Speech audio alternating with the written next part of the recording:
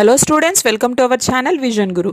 So ఇవాళ మనం 10th class CBSE text book నుంచి, హిందీ సిబిఎస్ఈ టెక్స్ట్ బుక్ నుంచి మనం గద్యఖండ్లో ఫస్ట్ లెసన్, అలాగే మన ఏపీ స్టేట్లో మనకి టెక్స్ట్ బుక్ చేంజ్ అయింది అని ఆల్రెడీ నేను చెప్పాను. కావ్యఖండ్కి సంబంధించినటువంటి లెసన్స్ అన్నీ కూడా, పోయమ్స్ అన్నీ కూడా అప్లోడ్ చేస్తున్నాను ఆల్రెడీ వీడియోస్ అనేవి. సో ఇప్పుడు మనము ప్రోజ్ నుంచి new syllabus 10th class Hindi text book prose నుంచి ఫస్ట్ లెసన్ అనమాట, బడే భాయ్ సాహెబ్ అనేటువంటి లెసన్ ఎక్స్ప్లెనేషన్ గురించి ఈరోజు తెలుసుకుందాము. సో ఈ లెసన్ని రాసినటువంటి రచయిత ఎవరు అంటే ప్రేమ్చంద్. ఇస్ పాఠ్కే లేఖక్ కా నామ్ హై ప్రేమ్చంద్. ప్రేమ్చంద్ యొక్క మనకి జీవితకాలం, ఆయన ఎప్పుడు జన్మించారు, ఎప్పుడు మరణించారు, అలాగే ఆయన గురించినటువంటి పూర్తి ఇన్ఫర్మేషన్ అనేది మనకి ఇక్కడ ఇవ్వడం జరిగింది. సో అదొకసారి మనం తెలుసుకుందాము. సో చూడండి, 1880లో ఆయన జన్మించారు, 1936లో ఆయన మరణించడం జరిగింది. 1880 में उनका जन्म हुआ, 1936 में उनकी मृत्यु हुई थी.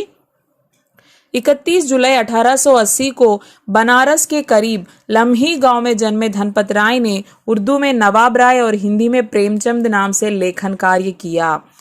చూడండి ఇక్కడ ఏం చెప్తున్నారు, 31 జూలై 1880న బనారస్కి చెందినటువంటి, అంటే బనారస్కి దగ్గరలో ఉన్నటువంటి లమ్హి అనేటువంటి ఒక విలేజ్లో పుట్టారనమాట. సో ఈయన పూర్తి పేరు ఏంటి అంటే ధనపత్ రాయ్ శ్రీవాస్తవ్. ప్రేమ్చంద్ యొక్క పూర్తి పేరు, అసలు పేరు ఏంటి అంటే ధనపత్ రాయ్ శ్రీవాస్తవ్. అయితే ధనపత్ రాయ్నే ఉర్దూ మే నవాబ్ రాయ్ और हिंदी में प्रेमचंद नाम से लेखन कार्य किया. ఈయన ఏంటి అంటే ఉర్దూలో నవాబ్ రాయ్ అనే పేరుతో, అలాగే హిందీలో ప్రేమ్చంద్ అనేటువంటి పేరుతో ఈయన రచనలు రాసేవారనమాట. निजी व्यवहार और पत्राचार धनपत राय नाम से ही करते रहे. उर्दू में प्रकाशित पहला कहानी संग्रह सोजे वतन अंग्रेज सरकार ने जब्त कर लिया.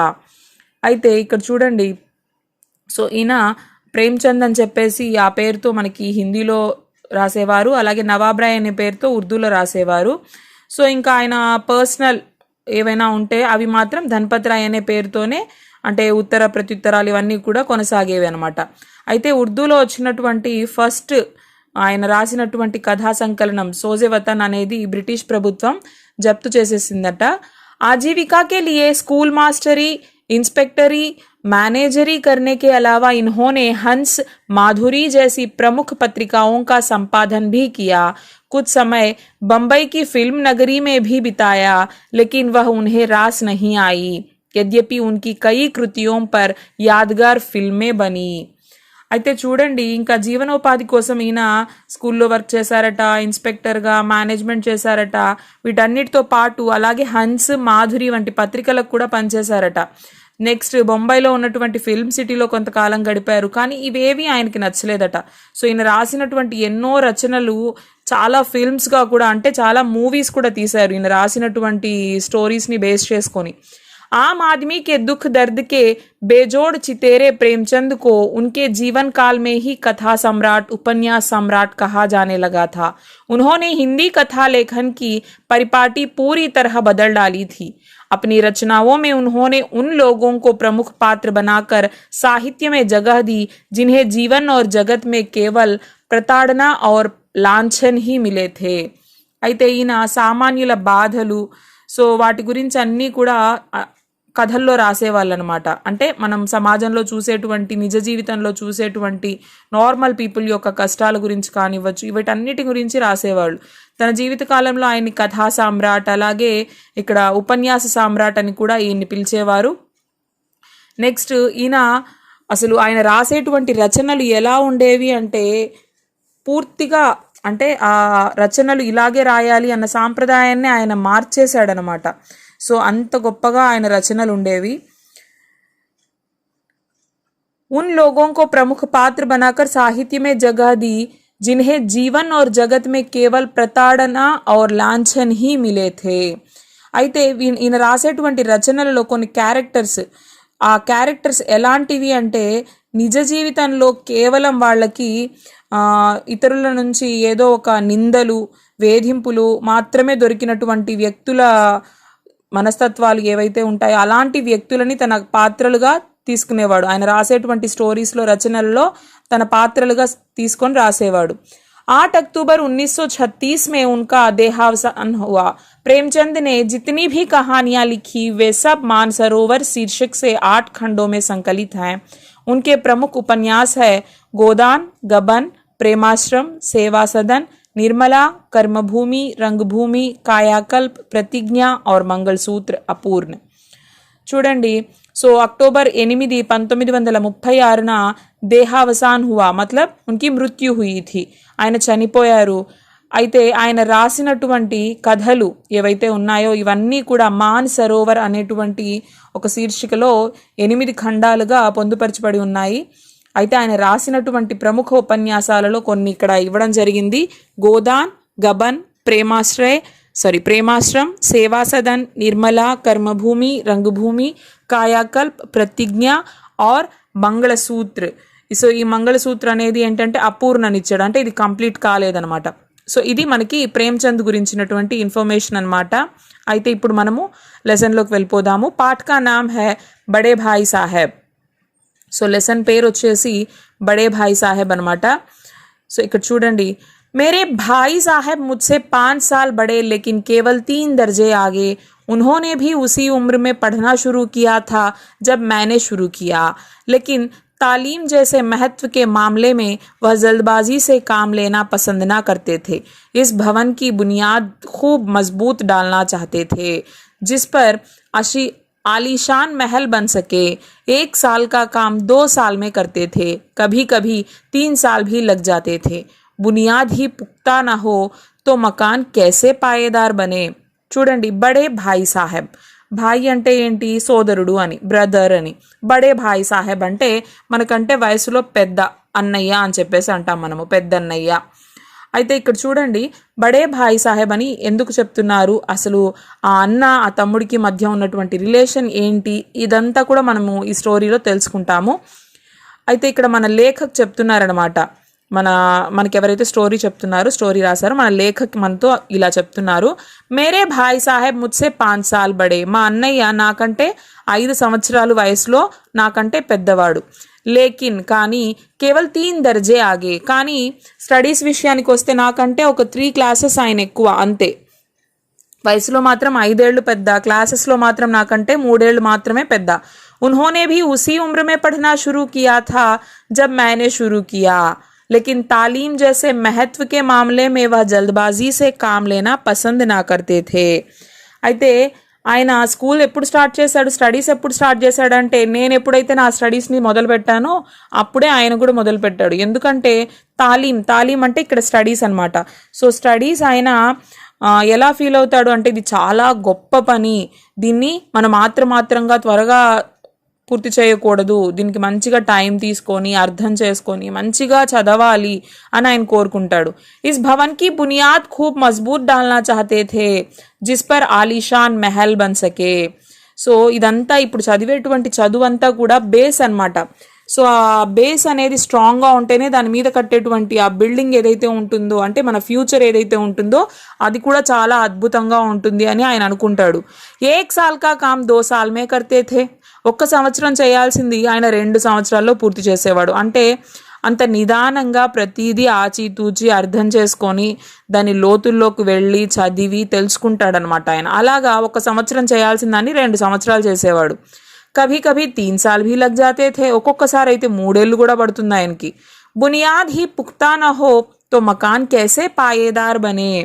చూడండి, పుఖ్తా అంటే ఏంటి, Sahih. Buniyaad he Sahih Nahi high తో మకాన్ కేసే పాయేదార్ బనే. పాయేదార్ అంటే ఏంటి అంటే స్ట్రాంగ్గా ఉండడం. సో బునియాద్ అంటే ఏంటి, నీవ్, బేస్ అనమాట. సో మనం మొదలు పెట్టేటువంటి ఆ పునాది ఏదైతే ఉంటుందో అదే కరెక్ట్గా లేకపోతే, పుఖ్తా నా హో, సహీ నహీ హో తో మకాన్ కేసే మజబూత్ బనేగా, ఇల్లు ఎలా స్ట్రాంగ్గా ఉంటుంది. మే ఛోటా థా వహ్ బడే థే. నేనేమో చిన్నవాడిని, తనేమో నాకంటే పెద్దవాడు. మేరీ ఉమ్ర 9 సాల్ కి థీ వహ్ 14 సాల్ కే థే. సో 5 years డిఫరెన్స్ కదా వాళ్ళిద్దరికి. కాబట్టి లేఖక్ అంటున్నాడు, నా వయసేమో 9 సంవత్సరాలు, ఆయనేమో 14 సంవత్సరాలు ఆయనకి. उन्हें मेरी तंबीह और निगरानी का पूरा और जन्मसिद्ध अधिकार था और मेरी शालीनता इसी में थी कि उनके हुक्मों को कानून समझूं. చూడండి ఇంకేం చెప్తున్నాడు. తంబీహ్ అంటే డాంట్నా, అంటే కోప్పడ్డం అనమాట, తిట్టడం, కోప్పడ్డం, ఇవన్నీ కూడా. అయితే ఆయన నాకంటే 5 ఏళ్ళు పెద్ద కదా, కాబట్టి నన్ను తిట్టొచ్చు, ఆయన నన్ను అబ్జర్వ్ చేస్తూ ఉండొచ్చు. ఇదంతా ఏంటి అంటే ఆయనకి జన్మసిద్ధ అధికార్, పుట్టుకతో లభించేసిన దానికి ఆయన రైట్స్ అన్నీ ఉన్నాయి. ఎందుకంటే నా అన్నయ్య నాకంటే వయసులో పెద్దవాడు, నన్ను ఏదైనా అనే హక్కు ఉంది ఆయనకి, కాబట్టి నన్ను ఎప్పుడూ అబ్జర్వ్ చేస్తూ గమనిస్తూ ఉంటాడు. मेरी शालीनता इसी में थी कि उसके हुक्म को कानून समझूं. तो मेरी शालीनता मतलब मेरी समझदारी इसी में थी कि मैं उनके हर एक बात को मान सकूं. ఆయన చెప్పిన ప్రతిదీ కూడా నేను అలాగే ఫాలో అవ్వడం, ఆయన చెప్పినప్పుడు వినడం, ఆయన తిట్టినా నేను కామ్గా ఉండడం, ఇదంతా కూడా నా వయసుకి నేను చేయాల్సిన పనులు. वह स्वभाव से बड़े अध्ययनशील थे, हरदम किताब खोले बैठे रहते और शायद दिमाग को आराम देने के लिए कभी कॉपी पर किताब के हाशियों पर चिड़ियों, कुत्तों, बिल्लियों की तस्वीरें बनाया करते थे. कभी कभी एक ही नाम या शब्द या वाक्य 10-20 बार लिख डालते. कभी एक शोर को बार बार सुंदर अक्षरों में नकल करते. कभी ऐसी शब्द रचना करते जिसमें ना कोई अर्थ होता ना कोई सामंजस्य. मसलन एक बार उनकी कॉपी पर मैंने यह इबारत देखी, स्पेशल अमीना, भाइयों भाइयों, दरअसल भाई भाई, राधेश्याम, श्रीयुत राधेश्याम. 1 घंटे तक इसके बाद एक आदमी का चेहरा बना हुआ था. చూడండి, అయితే ఆయన స్వభావం ఎలాంటిది అంటే ప్రతిదాన్ని కూడా పరిశీలించి తెలుసుకొని, ఫస్టే చెప్పుకున్నాం కదా మనము, ఆయన చాలా డీప్గా వెళ్ళి అర్థం చేసుకుంటాడు. గంటలో చేయాల్సింది 2 గంటలు చేస్తాడు, సంవత్సరంలో చేయాల్సింది 2-3 ఏళ్ళు చేస్తాడు అని చెప్పేసి. ఆయన ఎప్పుడూ కూడా ఏం చేసేవాడు, కితాబ్ ఖోలే బైఠే రహతే, ఎప్పుడూ బుక్స్ ఓపెన్ చేసుకొని చదువుతూ చూస్తూ ఉంటాడనమాట. అంటే ఆయన బ్రెయిన్కి రెస్ట్ ఇవ్వడానికి అప్పుడప్పుడు మధ్య మధ్యలో ఏం చేస్తూ ఉంటాడు, ఆయన నోట్బుక్స్ మీద రాస్తూ ఉంటాడు. కితాబోంకే హాషియోం పర్, బుక్ కార్నర్స్ ఉంటాయి కదా, పేజ్ కార్నర్స్, బార్డర్ మార్జిన్స్ ఉంటాయి కదా, సో అక్కడ ఏం చేస్తాడు, పక్షుల బొమ్మలు, అలాగే కుక్క పిల్ల బొమ్మ, నెక్స్ట్ క్యాట్స్, కొన్ని పిక్చర్స్ అనేవి డ్రా చేస్తూ ఉంటాడు. లేకపోతే ఒకే వర్డ్ని మళ్ళీ మళ్ళీ రిపీటెడ్గా రాస్తూ ఉండడం, ఒకే సెంటెన్స్ని మళ్ళీ మళ్ళీ రాస్తూ ఉండడం, సో ఇలా చేస్తూ ఉంటాడనమాట. లేకపోతే హ్యాండ్ రైటింగ్ ప్రాపర్గా రావడం కోసం చక్కగా అక్షరాలని మళ్ళీ మళ్ళీ కాపీ చేయడం, సో ఇవన్నీ చేస్తూ ఉంటాడు. కొన్ని సార్లు ఆయన రాసేటువంటి సెంటెన్స్ వర్డ్స్ ఎలా ఉంటాయంటే జిస్మే నా కోయి అర్థ హోతా నా కోయి సామంజస్య, సో అవి అర్థం చేసుకోవడానికి అసలు ఏమీ ఉండదు, అంటే మీనింగ్లెస్ అనమాట. ఏ అర్థం పర్థం లేనటువంటి కొన్ని రాస్తాడు ఆయన. సో ఎగ్జాంపుల్కి చెప్తున్నారు ఇక్కడ, మస్లన్ మీన్స్ ఎగ్జాంపుల్కి, ఉదాహరణకి ఏం చెప్తున్నారు, ఏక్ బార్ ఉన్కి కాపీ పర్ మైనే యహ్ ఇబారత్ దేఖి. అయితే నేను ఒకసారి ఆయన నోట్బుక్లో ఆయన రాసినటువంటి చూశారనమాట, అంటే ఇబారత్ మతలబ్ లేక్, ఒక రచనను చూశాను. ఆయన రాశారనమాట, సెంటెన్సెస్ కొన్ని రాశాడు, వాటిని చదివాను. దాంట్లో ఏముందంటే స్పెషల్ అమీనా, భాయియోం భాయియోం, దరసల్ భాయి భాయి, రాధేశ్యామ్, శ్రీయుత్ రాధేశ్యామ్, ఇవంతా రాసి 1 గంట తర్వాత ఆయన ఏం చేశాడు, ఒక మనిషి బొమ్మని గీశాడు. मैंने बहुत चेष्टा की कि इस पहेली का कोई अर्थ निकालूं. मैंने बहुत चेष्टा की यानी कि मैंने बहुत सोचने की कोशिश की. నేను చాలా ఆలోచించాను, చాలా ట్రై చేశాను. ఏంటి రాసింది, రాధేశ్యామ్ అన్నాడు, అన్నాదమ్ములు అన్నాడు, స్పెషల్ అన్నాడు, అమీనా అన్నాడు, ఏంటి ఒకదానికి ఒకటి లింక్ ఏంటి, అసలు ఏమై ఉండొచ్చు అని చెప్పేసి దీన్ని సాల్వ్ చేసి ఈ పజిల్ని నేను అర్థం చేసుకోవడానికి చాలాసేపు ఆలోచించాను. లేకిన్ అసఫల్ రహా, కానీ నాకేం అర్థం కాలేదు. ఆర్ ఉన్సే పూఛనే కా సాహస్ నా హువా, పోనీ అడుగుదామా అంటే అమ్మో ఇంకేమన్నా ఉందా, ఆయన అడిగేంత ధైర్యం నాకు లేదు. వహ 9वीं జమాత్ మే థే, మే 5वीं మే, ఆయనేమో 9th క్లాసు, నేనేమో 5th క్లాసు. ఉన్కీ రచనాओं को समझना मेरे लिए छोटा मुँह बड़ी बात थी. అయితే ఆయన ఏమంటున్నాడు, ఆయన రచనల్ని అర్థం చేసుకోవాలి అంటే ఇంకేమన్నా ఉందా, ఛోటాము బడీ బాత్ అంటే నా తాహతకు మించిందనమాట. కాబట్టి 9th క్లాస్ కదా, ఆయన ఏదో రాసుంటాడు, 5th క్లాస్ వాడిని నాకేం అర్థమవుతుంది అని నేను అనుకున్నాను. మేరా జీ పढ़ने में बिल्कुल ना लगता था, 1 घंटा भी किताब लेकर बैठना पहाड़ था. నాకైతే చదువులో అస్సలు ఇంట్రెస్ట్ లేదు, కొంచెం సేపు కూడా నేను కుదురుగా ఉంది కూర్చోలేను. 1 గంట బుక్ తీసి కూర్చోవాలి అంటే అబ్బా అది చాలా కష్టమైన పని నాకైతే. मौका पाते ही हॉस्टल से निकलकर मैदान में आ जाता और कभी कंकरियां उछालता, कभी कागज की तितलियां उड़ाता और कभी कोई साथी मिल गया तो पूछना ही क्या। कभी चादरी वारी पर चढ़कर नीचे कूद रहे हैं, कभी फाटक पर सवार उसे आगे पीछे चलाते हुए मोटर कार का आनंद उठा रहे हैं। लेकिन कमरे में आते ही भाई साहब का वह रुद्र रूप देखकर ప్రాణ్ సూక్ జాతే. అయితే ఏం చెప్తున్నాడు ఈయనకి అసలు చదువుకోవాలంటే ఇంట్రెస్టే ఉండదన్నమాట. అంటే కొంచెం సేపు నేను కూర్చోవాలి అనుకున్నా కూడా అది నాకు చాలా కష్టమైన పని. మౌకా పాతే హీ, టైం దొరకగానే నేనేం చేస్తాను, హాస్టల్ నుంచి బయటకు వచ్చేస్తాను. మైదాన్ మే ఆజాతా, గ్రౌండ్లోకి వచ్చేస్తాను. హాస్టల్ నుంచి బయటకు వచ్చి గ్రౌండ్కి వచ్చేసి అక్కడ ఏం చేస్తాను, కంకరియా ఉఛాల్తా, అంటే రాళ్ళు తీసుకొని విసురుకోవడము. కాగజ్కి తితిలియా ఉడాతా, పేపర్తో బటర్ఫ్లైస్ చేసి ఆడుకోవడము. కహీ కోయి సాథీ మిల్ గయా, అక్కడ ఎవరన్నా నా ఫ్రెండ్ తోటి స్నేహితుడు కనిపించాడంటే అబ్బా ఇక అసలు అడగాల్సిన అవసరమే లేదు. తో పూछना ही क्या, కభీ చాదరీ వారీ పర్ చढ़कर नीचे कूद रहे हैं, ఎప్పుడైతే గోడలెక్కి పిట్టగోడలెక్కి కిందకి దూకడము. అలాగే గేట్స్ ఉంటాయి కదా, ఐరన్ గేట్స్, పెద్ద పెద్ద గేట్స్ ఉంటాయి కదా, ఆ గేట్ పైన నిలబడి అటు ఇటు ఆ గేట్ పై నుంచి ఊగడం అనమాట. ఆ గేట్ని ఒక సైడ్కి తోసుకొని మనం పిల్లలు చేస్తూ ఉంటారు కదా, జనరల్గా చూసే ఉంటారు అందరూ కూడా, మీకు తెలిసే ఉంటుంది.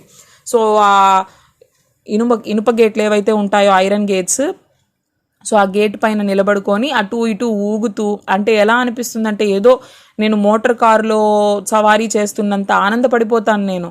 లేకిన్ కమరే మే ఆతే హీ, ఇదంతా చేసి అలా రూమ్లోకి రాగానే మా అన్నయ్య బడే భాయ్ సాహెబ్ కా వహ రుద్ర రూప్ దేక్కర్ ప్రాణ్ సూఖ్ జాతే, ఆయన్ని చూసిన వెంటనే, ఆయన కోపంతో నా వైపు చూసేటువంటి ఆ చూపుని చూసిన వెంటనే నా ప్రాణాలు గాల్లో కలిసిపోయినంత పని అయిపోతుంది.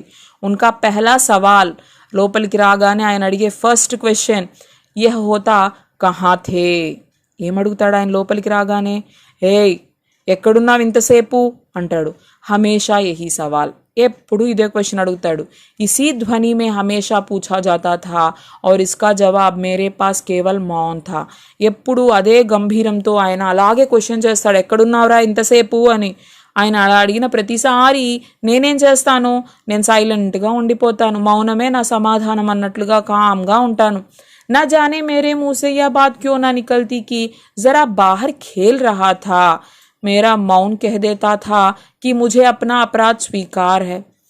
అయితే నాకు చాలాసార్లు అనిపిస్తుంది, అరే నా నోట్లో నుంచి ఎందుకు సౌండ్ రాదు అసలు, ఇప్పుడే బయట ఆడుకొని వస్తున్నానా అన్నయ్య అని చెప్పొచ్చు కదా నేను. కానీ ప్రతిసారి నేను ఏదో తప్పు చేసేసాను, నేను యాక్సెప్ట్ చేస్తున్నాను తప్పే అన్నట్టుగా తల వంచుకొని ప్రతిసారి నేను కామ్గా ఉంటాను. అడిగిన ప్రతిసారి కూడా నేను కామ్గానే ఉంటాను. और भाई साहब के लिए उसके सिवा और कोई इलाज न था कि स्नेह और रोष से मिले हुए शब्दों में मेरा सत्कार करे. అయితే ఆయన ఏం చేస్తాడు, ఆయన కోపంతో ప్రేమతో ఎలా అయినా సరే ఆయన నన్ను అరుస్తాడు, ఎక్కడున్నావు ఇంతసేపు అని చెప్పేసి ఆయన స్పీచ్ నాకు ఇవ్వడం స్టార్ట్ చేసేస్తాడు. ఇస్ తరహ అంగ్రేజీ పढ़ोगे तो जिंदगी भर पढ़ते रहोगे और एक हर्फ ना आएगा. अंग्रेजी पढ़ना कोई हंसी खेल नहीं है कि जो चाहे पढ़ ले, नहीं ऐरा गैरा नथु खैरा सभी अंग्रेजी के विद्वान हो जाते.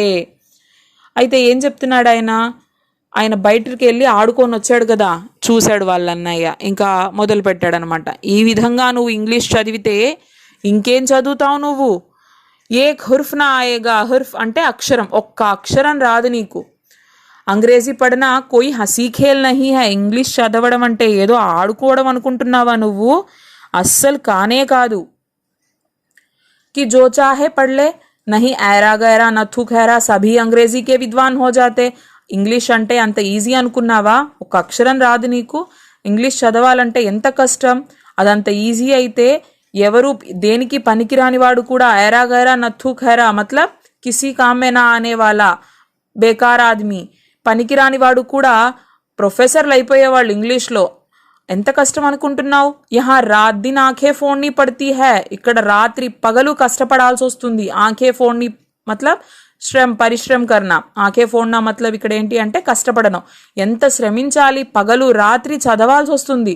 ఔర్ ఖూన్ జలానా పడతా హై, ఎంతో కష్టపడితే తప్ప అర్థం కాని సబ్జెక్ట్ అది, మనకి రాని సబ్జెక్ట్ అది. तब कहीं यह विद्या आती है. పగలు రాత్రి దాని మీద కాన్సన్ట్రేట్ చేసి చదివితే తప్ప వచ్చే సబ్జెక్ట్ కాదు ఇంగ్లీష్ అంటే. और आती क्या है, हाँ कहने को आ जाती है. అప్పుడైనా పోనీ వస్తుందా, లేదు ఏదో పేరుకు వస్తుంది అంతే, అంత మాత్రానికే. बड़े बड़े विद्वान भी शुद्ध अंग्रेजी नहीं लिख सकते, बोलना तो दूर रहा. పెద్ద పెద్ద విద్వాంసులే కరెక్ట్గా ప్రాపర్గా ఫ్లూయెంట్ ఇంగ్లీష్ని రాయలేరు తెలుసా నీకు. ఇంకా మాట్లాడడం అంటావా, అదైతే చాలా దూరం విషయం, అంటే చాలా పెద్ద విషయం. और मैं कहता हूँ तुम कितने घोंघा हो कि मुझे देखकर भी सबक नहीं लेते. అంటే ఇక్కడ ఇంకేం చెప్తున్నారు ఆయన, అసలు నాకు అర్థం కానిది ఏంటి అంటే నువ్వు ఎంత పిచ్చోడివి అనుకోవాలి, నన్ను చూసి కూడా నీకు బుద్ధి రావడం లేదే. मैं कितनी मेहनत करता हूँ, यह तुम अपनी आँखों से देखते हो, अगर नहीं देखते तो यह तुम्हारी आँखों का कसूर है. నేను ఎంత కష్టపడుతుంటాను, పగలు రాత్రి చదువుతూనే ఉంటాను, ఎంత శ్రమిస్తుంటాను, కానీ చూసావా నీకు ఇప్పటికి కూడా అర్థం కావడం లేదు. అంటే మా అన్నయ్య అంత కష్టపడి చదువుతున్నాడే, నేను చదవాలి అని నీకు తెలియట్లేదే. అంటే నీ కళ్ళు కనిపించవా లేకపోతే ఇంకేంటి. తుమ్హారీ బుద్ధి కా కసూర్ హై, నీ కళ్ళ లోపం కాదు, నీ బుద్ధి లోపం అది. ఇతనే మేలే తమాషే హోతే హై, ముझे तुमने कभी देखने जाते देखा है. ఎన్ని ఇక్కడ ఎగ్జిబిషన్స్ కానీ జాతరలు కానీ ఇవన్నీ ఎన్ని స్టాల్స్ వస్తూ ఉంటాయి, ఎప్పుడైనా చూసావా నేను వెళ్ళడం. రోజ్ హీ క్రికెట్ और హాకీ మ్యాచ్ హోతే హై, మే పాస్ నహీ ఫటక్తా. ప్రతిరోజు క్రికెట్ హాకీ మ్యాచ్లు జరుగుతూ ఉంటాయి బయట గ్రౌండ్లో. ఎప్పుడన్నా నేను అసలు దరిదాపులకైనా వెళ్ళినట్టు నువ్వు చూసావా. హమేషా పడతా రహతా హూ, ఎప్పుడు చదువుతూనే ఉంటాను నేను. ఉస్ పర్ భీ ఏక్ ఏక్ దర్జే మే 2-3 సాల్ పढ़ा रहता हूँ. అంత చదివితే కూడా నేను ఒక్కొక్క క్లాస్లో 2 3 ఉంటాను అలాగే పడి. అంటే ఈయన మళ్ళీ ఫెయిల్ అయిపోతున్నాడు అనమాట వాళ్ళ అన్నయ్య. వాళ్ళ అన్నయ్య ప్రతి ఏడాది కూడా ఎగ్జామ్స్లో ఫెయిల్ అయ్యి ఒకే క్లాస్లో 2 ఇయర్స్ 3 ఇయర్స్ ఉంటాడు ఆయన. అదే ఆయన కూడా చెప్తున్నాడు, అంటే నేను అంత కష్టపడి పగలు రాత్రి శ్రమిస్తున్నా కూడా నేను ఒక్కొక్క క్లాస్ని 2-3 చదవాల్సి వస్తుంది. ఫిర్ భీ తుమ్ కేసే ఆశా కర్తే హో కి తుమ్ యూं ఖేల్ కూద్ మే వక్త్ గవాకర్ పాస్ హో జావోగే. అయినా నువ్వు ఎలా ఆశిస్తున్నావు ఇలా, అంటే ఏమీ కష్టపడకుండా చదవకుండా ఇలా ఆటల్లో నీ టైంని వేస్ట్ చేసేసుకొని పాస్ అయిపోదామనేనా. ముझे तो 2 ही 3 साल लगते हैं, तुम उम्र भर इसी दर्जे में पड़े सड़ते रहोगे. నాకైతే 2-3 పట్టింది, నీకైతే జీవితాంతం ఒకే క్లాస్లో ఉంటావు ఇలాగా ఆడుతూ టైం వేస్ట్ చేసుకుంటే. अगर तुम्हें इस तरह उम्र गंवानी है तो बेहतर है घर चले जाओ और मजे से गुल्ली डंडा खेलो. दादा की गाढ़ी कमाई के रुपए क्यों बर्बाद करते हो. నీకు ఇలాగే జీవితాన్ని వ్యర్థం చేసుకోవాలి అని ఉంటే నువ్వు శుభ్రంగా చదువు మానేసి ఇంటికి వెళ్ళిపో. అక్కడికి వెళ్ళి గిల్లిదండ ఆడుకో, అంటే కర్రా బిల్లా అంటాం కదా మనము, అది.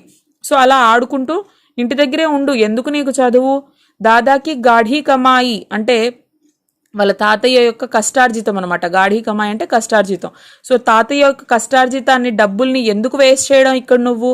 మై యహ లతాడ్ సున్కర్ ఆంసూ బహానే లగ్తా. సో ఈ స్పీచ్ అంతా విని, వాళ్ళ అన్నయ్య చెప్పిందంతా కూడా విని ఏం చేస్తున్నాడు, లతాడ్ అంటే ఏంటి, డాంట్ ఫట్కార్ అంటే ఆ అరుపులు తిట్లు ఈ స్పీచ్ ఇదంతా కూడా విన్న వెంటనే నాకు కళ్ళలో నుంచి నీళ్లు రావడం స్టార్ట్ అయిపోయాయి. జవాబీ క్యా థా, ఏం సమాధానం చెప్తాను నేను. అపరాధ్ తో मैंने किया, లతాడ్ కౌన్ సా హై. నేను చేసిన తప్పే కదా, ఆడుకోవడానికి వెళ్ళిపోయాను మరి చదువుకుండా. ఆయన అరుస్తున్నాడు, మరి నా తప్పుని నేను స్వీకరించాలి, ఆ తిట్లు దండకాలు కూడా నేను వినాలి కదా. భాయ్ సాహెబ్ ఉపదేశ్ కి కలామే నిపుణ్ థే. సో ఈ విధంగా స్పీచ్ ఇవ్వడంలో మా అన్నయ్య చాలా దిట్ట. ऐसी ऐसी लगती बातें कहते, ऐसे ऐसे सूखती बाण चलाते कि मेरे जिगर के टुकड़े टुकड़े हो जाते और हिम्मत टूट जाती. ఆయన ఎలాంటి మాటలు చెప్తాడంటే, అసలు ఎన్ని ఎగ్జాంపుల్స్ చెప్తాడంటే అసలు నా మనసు ముక్కలు ముక్కలుగా విరిగిపోతుంది. అంటే నాలో ఉన్నటువంటి ఎక్కడో ఉన్నటువంటి ఒక చిన్ని ఆశ కూడా అసలు మటుమాయం అయిపోతుంది. అలాంటి మాటలు అడుగుతాడు మా అన్నయ్య. इस तरह जान तोड़कर मेहनत करने की शक्ति मैं अपने में ना पाता था और उस निराशा में जरा देर के लिए मैं सोचने लगता क्यों ना घर चले जाऊं. ఆయన అన్న మాటలకి నాలో నిరాశ నిస్పృహలు వచ్చేస్తాయి ఒక్కొక్కసారి. అంటే అన్ని మాటలు విన్న తర్వాత కూడా స్ట్రాంగ్గా ఉండేంత శక్తి నాలో లేదు. అప్పుడు కొంచెం సేపు నాకేమనిపిస్తుందో తెలుసా, నిజమే కదా, నాకు రాదు కదా, నాకు ఇంట్రెస్ట్ లేదు కదా చదువు పట్ల, అన్నీ వదిలేసి ఇంటికి వెళ్ళిపోదామా అనిపిస్తుంది నాకు కూడా. जो काम मेरे बूते के बाहर है, मेरे बस के बाहर है, उसमें हाथ डालकर क्यों अपनी జిందగీ ఖరాబ్ కरूं? అరే, నా వల్ల కాని పని నేను ఎందుకు చేయాలనుకుంటున్నాను? నాకు రాదు చదువు, ఎందుకు నేను అంత కష్టపడి చదవాలనుకుంటున్నాను? मुझे अपना मूर्ख रहना मंजूर था, लेकिन उतनी मेहनत से मुझे तो चक्कर आ जाता था. సో అయితే నాకు ఇలా ఉండడమే ఇష్టం. ఇలా ఉండి తిట్టించుకుంటాను, కానీ ఆయనలాగా నేను అంత కష్టపడలేను. కష్టపడాలి అన్న ఆలోచనతోనే నాకు కళ్ళు తిరిగిపోతున్నాయి బాబోయ్. లేకిన్ घंटे 2 घंटे के बाद निराशा के बादल फट जाते और मैं इरादा करता कि आगे से खूब जी लगा कर पढ़ूंगा.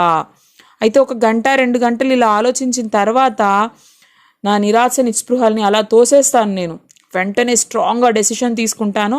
ఇక నుంచి నేను చక్కగా చదువుకుంటాను, బాగా కష్టపడతాను అని స్ట్రాంగ్గా డిసైడ్ చేసుకుంటాను. చట్పట్ ఏక్ టైం టేబుల్ బనా డాల్తా, వెంటనే ఒక టైం టేబుల్ని రెడీ చేసేసుకుంటాను. बिना पहले से नक्शा बनाए कोई स्कीम तैयार किए काम कैसे शुरू करूं? टाइम टेबल में खेल कूद की मद बिल्कुल उड़ जाती. అయితే సో ఫస్ట్ ఏమంటున్నాడు, నేను ఒక ప్రణాళికను రూపొందించుకోవాలి ముందు. సో ఒక టైం టేబుల్ని రెడీ చేసుకోవాలి, ఎప్పుడు ఏం చేయాలి అనేది నేను ఒక పర్టికులర్ టైం టేబుల్ని ఇక్కడ మెయింటైన్ చేస్తాను. నేను అందులో అస్సలు ఆటపాటలకి తావే ఉండకూడదు. నేను అసలు బయటికి వెళ్ళడాలు, షికార్లు తిరగడాలు, ఫ్రెండ్స్తో టైం స్పెండ్ చేయడాలు ఇవేం ఉండకూడదు. గేమ్స్ ఏం ఉండకూడదు. అలా నేను ఒక టైం టేబుల్ని రెడీ చేసుకోవాలి. ప్రాతకాల 6 बजे उठना, मुँह हाथ धो, नाश्ता कर, पढ़ने बैठ जाना, 6 से 8 तक अंग्रेजी, 8 से 9 तक हिसाब. చూడండి, టైం టేబుల్ రెడీ చేస్తున్నాడు ఈయన. ఎలా? ప్రాతకాల్ మతలబ్ సుబహ పొద్దున్నే 6 గంటలకి లేవడం, 6 बजे उठना, मुँह हाथ धो ఫ్రెష్ అయిపోవడం, నాష్తా కర్ టిఫిన్ చేసేసేయడం, బ్రేక్ఫాస్ట్ చేసేయడం, పడినే బయట జానా పొద్దున్నే లేచి బ్రేక్ఫాస్ట్ అయిపోయిన తర్వాత వెంటనే టిఫిన్ చేసేసి తర్వాత మళ్ళీ చదవడానికి కూర్చోవాలి. 6 से 8 तक అంగ్రేజీ, 6 అంటే 6 o'clock నుంచి, మార్నింగ్ 6 o'clock నుంచి 8 o'clock దాకా నేను ఇంగ్లీష్ చదవాలి. 8 से 9 तक హిసాబ్, 8 నుంచి 9 దాకా నేను మ్యాథ్స్ నేర్చుకోవాలి. 9 से 9:30 तक ఇతిహాస్, దాని తర్వాత నేను హిస్టరీ చదవాలి. ఫిర్ భోజన్ और స్కూల్, దాని తర్వాత నేను భోజనం చేసేసి స్కూల్కి వెళ్ళిపోవాలి. 3:30 बजे స్కూల్ से वापस होकर आधा घंटा आराम, దాని తర్వాత 3:30కి నేను స్కూల్ నుంచి రిటర్న్ వచ్చేసి ఒక హాఫ్ అన్ అవర్ రెస్ట్ తీసుకుంటాను. 4 से 5 तक भूगोल, 5 से 6 तक ग्रामर, आधा घंटा हॉस्टल के सामने ही टहलना, 6:30 से 7 तक अंग्रेजी कंपोजिशन, फिर भोजन करके 8 से 9 तक अनुवाद, 9 से 10 तक हिंदी, 10 से 11 तक विविध विषय, फिर विश्राम. చూడండి, పొద్దున 6 గంటల నుంచి మొదలు పెడితే రాత్రి 11 దాకా ఆయన టైం టేబుల్ని రెడీ చేసుకున్నాడు.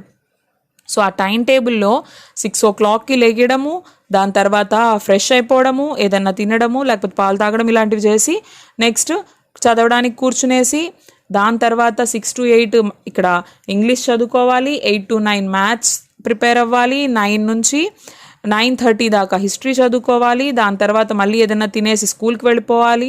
స్కూల్ నుంచి 3:30కి రిటర్న్ అయిన తర్వాత ఒక హాఫ్ అన్ అవర్ రెస్ట్ తీసుకోవాలి. 4 o'clock నుంచి 5 o'clock దాకా ఇక్కడ మనకి జియోగ్రఫీ నేర్చుకోవాలి. 5 నుంచి 6 దాకా గ్రామర్, నెక్స్ట్ ఒక హాఫ్ అన్ అవర్ హాస్టల్ ముందు కొంతసేపు అలా తిరిగి వాకింగ్, నెక్స్ట్ 6:30 నుంచి 7 దాకా ఇంగ్లీష్ కంపోజిషన్, దాని తర్వాత నైట్ డిన్నర్ చేసేసిన తర్వాత 8 నుంచి 9 దాకా అనువాద్ అంటే ట్రాన్స్లేషన్, 9 నుంచి 9 से 10, 9 నుంచి 10 దాకా హిందీ, 10 से 11, 10 నుంచి 11 దాకా ఇంకా మిగిలిన విషయాలు ఏవైతే మిగిలిన సబ్జెక్ట్స్ రిమైనింగ్ ఏమైతే ఉన్నాయో హోంవర్క్స్ అవి వగైరాలు చేసేసుకొని దాని తర్వాత పడుకోవాలి. సో ఇందులో ఎక్కడ గేమ్స్ కానీ ఏమీ లేవు, పిచ్చి పిచ్చి పనులకి టైమే లేదు, మొత్తం రెడీ చేసేసుకున్నాడు. మగర్ టైం టేబుల్ బనా లేనా ఏక్ బాత్ హై, ఉస్ పర్ అమల్ కర్నా దూసరీ బాత్. టైం టేబుల్ ప్రిపేర్ చేసుకోవడం ఒక ఎత్తు అయితే దాన్ని ప్రాక్టికల్గా ఫాలో అవ్వడం ఇంకొక ఎత్తు. పెహలే హీ దిన్ ఉస్కి అవహేళన షురూ హో జాతి. అయితే ఈయన రెడీ చేసుకుంటాడు, బాగానే ఉంది, కానీ ఫస్ట్ డేనే దాన్ని అన్ఫాలో చేసేస్తాడు ఆయన. అంటే ఫస్ట్ డేనే దాన్ని ఫాలో అవ్వడం మానేస్తాడు. मैदान की वह सुखद हरियाली, हवा के हल्के हल्के झोंके, फुटबॉल की वह उछल कूद, कबड्डी के वह दाव हाथ, वॉलीबॉल की वह तेजी और फुर्ती मुझे अज्ञात और अनिवार्य रूप से खींच ले जाती और वहां जाते ही मैं सब कुछ भूल जाता. చూడండి ఏం చెప్తున్నారు ఇక్కడ అంటే ఆయన అలా టైం టేబుల్ రెడీ చేసుకొని ఎక్కడికి వెళ్ళకూడదు, టైం వేస్ట్ చేసుకోకూడదు అనుకోగానే ఆ గ్రౌండ్లో ఉన్నటువంటి ఆ హరియాలి, ఆ పచ్చదనం కానీ, ఆ చల్లని గాలి కానీ, నెక్స్ట్ ఆ ఫుట్బాల్ ఆడుతున్నటువంటి పిల్లల అరుపులు, కబడ్డీ ఆడుతున్నటువంటి కేకలు, వాలీబాల్ ఆడుతున్నారు పిల్లలు, ఆ నవ్వులు, అంటే ఆ గ్రౌండ్ ఎన్విరాన్మెంట్ ఏదైతే ఉంటుందో, ఆ ఆటపాటల సౌండ్ ఏదైతే ఉంటుందో, ఇవన్నీ ఆయన్ని లాగేస్తాయట. అవన్నీ ఈయన మనసుని లాగేస్తాయి రమ్మని గ్రౌండ్కి. వెంటనే ఈయన అక్కడికి వెళ్ళిపోతాడు, ఈ టైం టేబుల్ సంగతి మర్చిపోతాడు. वह जानलेवा टाइम टेबल, वह आँख फोड़ पुस्तकें किसी की याद ना रहती और भाई साहब को नसीहत और फजीहत का अवसर मिल जाता. అలా వెళ్ళి నేను ఇవన్నీ మర్చిపోతాను, ఆ చదువుని మర్చిపోతాను, ఆ నన్ను భయపించేటువంటి ఆ పుస్తకాలని నేను మర్చిపోతాను. వెంటనే నేను అక్కడికి వెళ్ళిపోతాను, ఆడుకుంటాను. వచ్చి రాగానే మా అన్నయ్య ఏం చేస్తారు, ఉన్కి నసీహత్ और ఫజీహత్ की బాతే, అంటే నన్ను ఇన్సల్ట్ చేస్తూ, నాకు సలహాలు ఇస్తూ, నన్ను తిట్టుతూ ఆయన అనేటువంటి ఆ మాటలు అనేటువంటి అవకాశం ఆయనకి దక్కుతుంది. అంటే ఆయనకి నేను ఆ ఛాన్స్ ఇచ్చేస్తాను. మే ఉన్కే సాయేసే భాగ్తా, నేను మా అన్నయ్య నీడ నుంచి కూడా భయపడి పరిగెడుతున్నాను. ఉన్కి ఆంఖోं से दूर रहने की చేష్టా కర్తా, అయితే ఆయన కళ్ళకి నేను చిక్కకుండా, దొరకకుండా ఉండడానికి నేను ఎంతో ప్రయత్నిస్తాను. కమరే మే ఇస్ తరహ దబే పాం ఆతా కి ఉన్హే ఖబర్ నా హో, రూమ్లోకి వచ్చేటప్పుడు కూడా చిన్నగా వస్తాను నేను, అంటే ఆయనకి తెలియకుండా రూమ్లోకి వచ్చి ఆయన కనపడకుండానే పడుకుందాము, కనపడకుండానే తిరుగుదామని చాలా ట్రై చేస్తాను. ఉన్కి నజర్ మేరీ ఓర్ ఉఠి और మేరే ప్రాణ్ నిక్లే, ఆయన అలా కళ్ళెత్తి నా వైపు చూశాడో నా ప్రాణాలు అక్కడికక్కడే గాల్లో కలుస్తాయి. హమేషా సిర్ పర్ ఏక్ నంగి తల్వార్ సి లటక్తీ మాలూమ్ హోతీ, ఎప్పుడు కూడా నా తలపైన ఏదో ఒక కత్తి రెడీగా ఉన్నట్టుగా అనిపిస్తూ ఉంటుంది నాకు. ఫిర్ భీ జైసే మౌత్ और विपत्ति के बीच भी आदमी मोह और माया के बंधन में जकड़ा रहता है. मैं फटकार और घुड़कियां खाकर भी खेलकूद का तिरस्कार ना कर सकता था.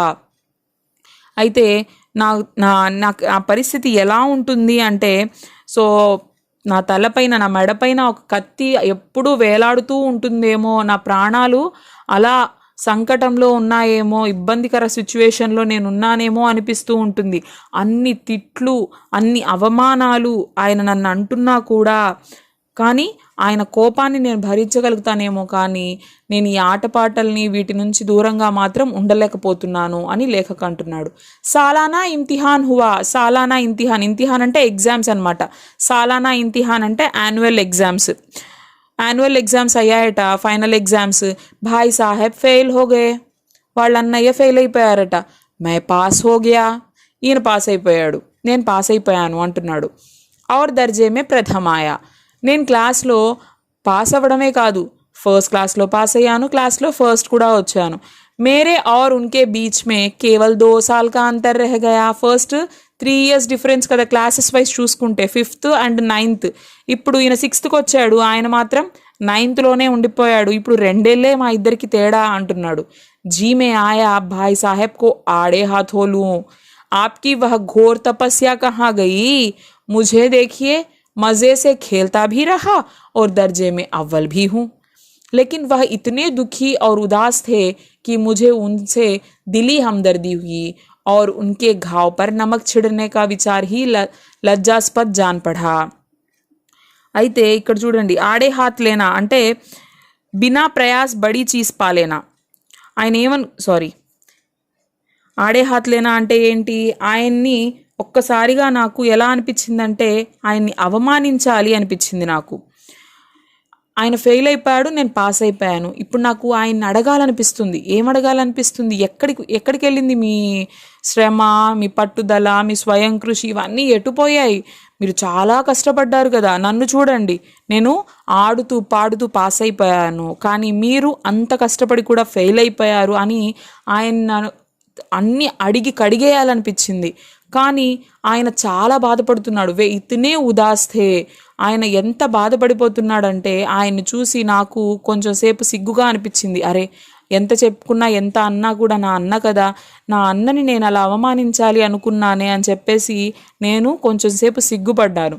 హా, అబ్ ముझे अपने ऊपर कुछ अभिमान हुआ.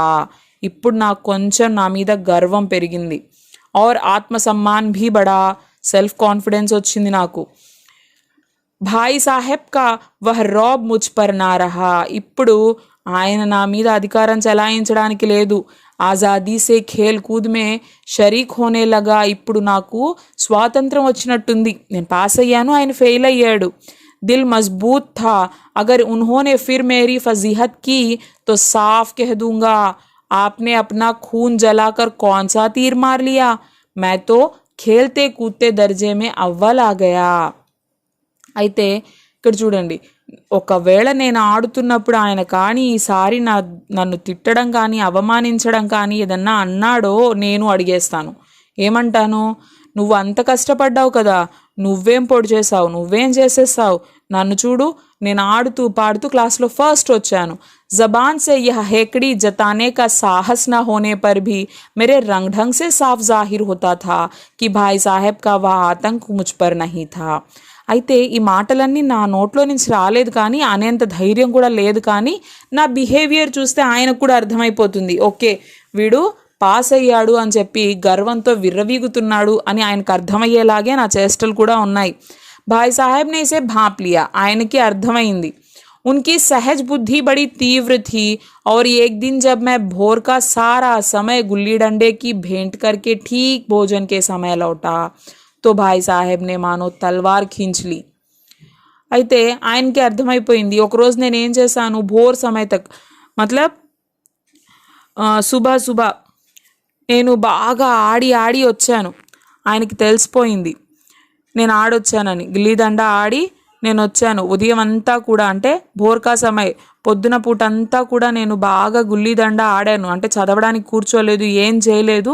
తీరా టయానికి తినడానికి లోపలికి వచ్చాను. ఇంకా ఆయన కత్తిపట్టు కూర్చున్నట్టు నా మీద కోపంతో కూర్చుని ఉన్నాడు. ఆయన ఇంకా స్టార్ట్ చేశాడు. దేఖ్తా హూ ఇస్ సాల్ పాస్ హో గయే और दर्जे में अव्वल आ गए तो तुम्हें दिमाग हो गया है. मगर भाईजान घमंड तो बड़े बड़े का नहीं रहा. తుమ్హారీ క్యా హస్తి హై. ఆయన చెప్తున్నాడు. ఏమని చెప్తున్నాడు? అరే బాబు, నువ్వు పాస్ అయిపోయావు కరెక్టే, నాకు తెలుసు, ఫస్ట్ కూడా వచ్చావు అంటే నీకేదో బాగా తెలివితేటలు ఎక్కువైపోయి నీకు నాలెడ్జ్ వచ్చేసి అన్నీ అర్థమైపోయి నువ్వు పాస్ అయిపోయాను అనుకుంటున్నావేమో. ఆ గర్వము పెద్ద పెద్ద వాళ్ళని కూడా కిందికి దించేస్తుంది. నువ్వేమనుకుంటున్నావు? ఇతిహాస్ మే రావణ్ కా హాల్ తో పఢా హీ హోగా. నువ్వు పురాణాల్లో చదివినప్పుడు రావణుడి గురించి చదివే ఉన్నావు కదా.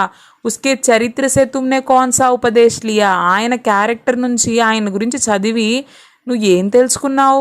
Yeah యూం he పడగయే. తెలుసుకున్నావా లేక ఊరికే నా పేరుకి మాత్రమే చదివావా? మెహజ్ ఇమ్తిహాన్ పాస్ కర్లేనా కోయి చీజ్ నహీ.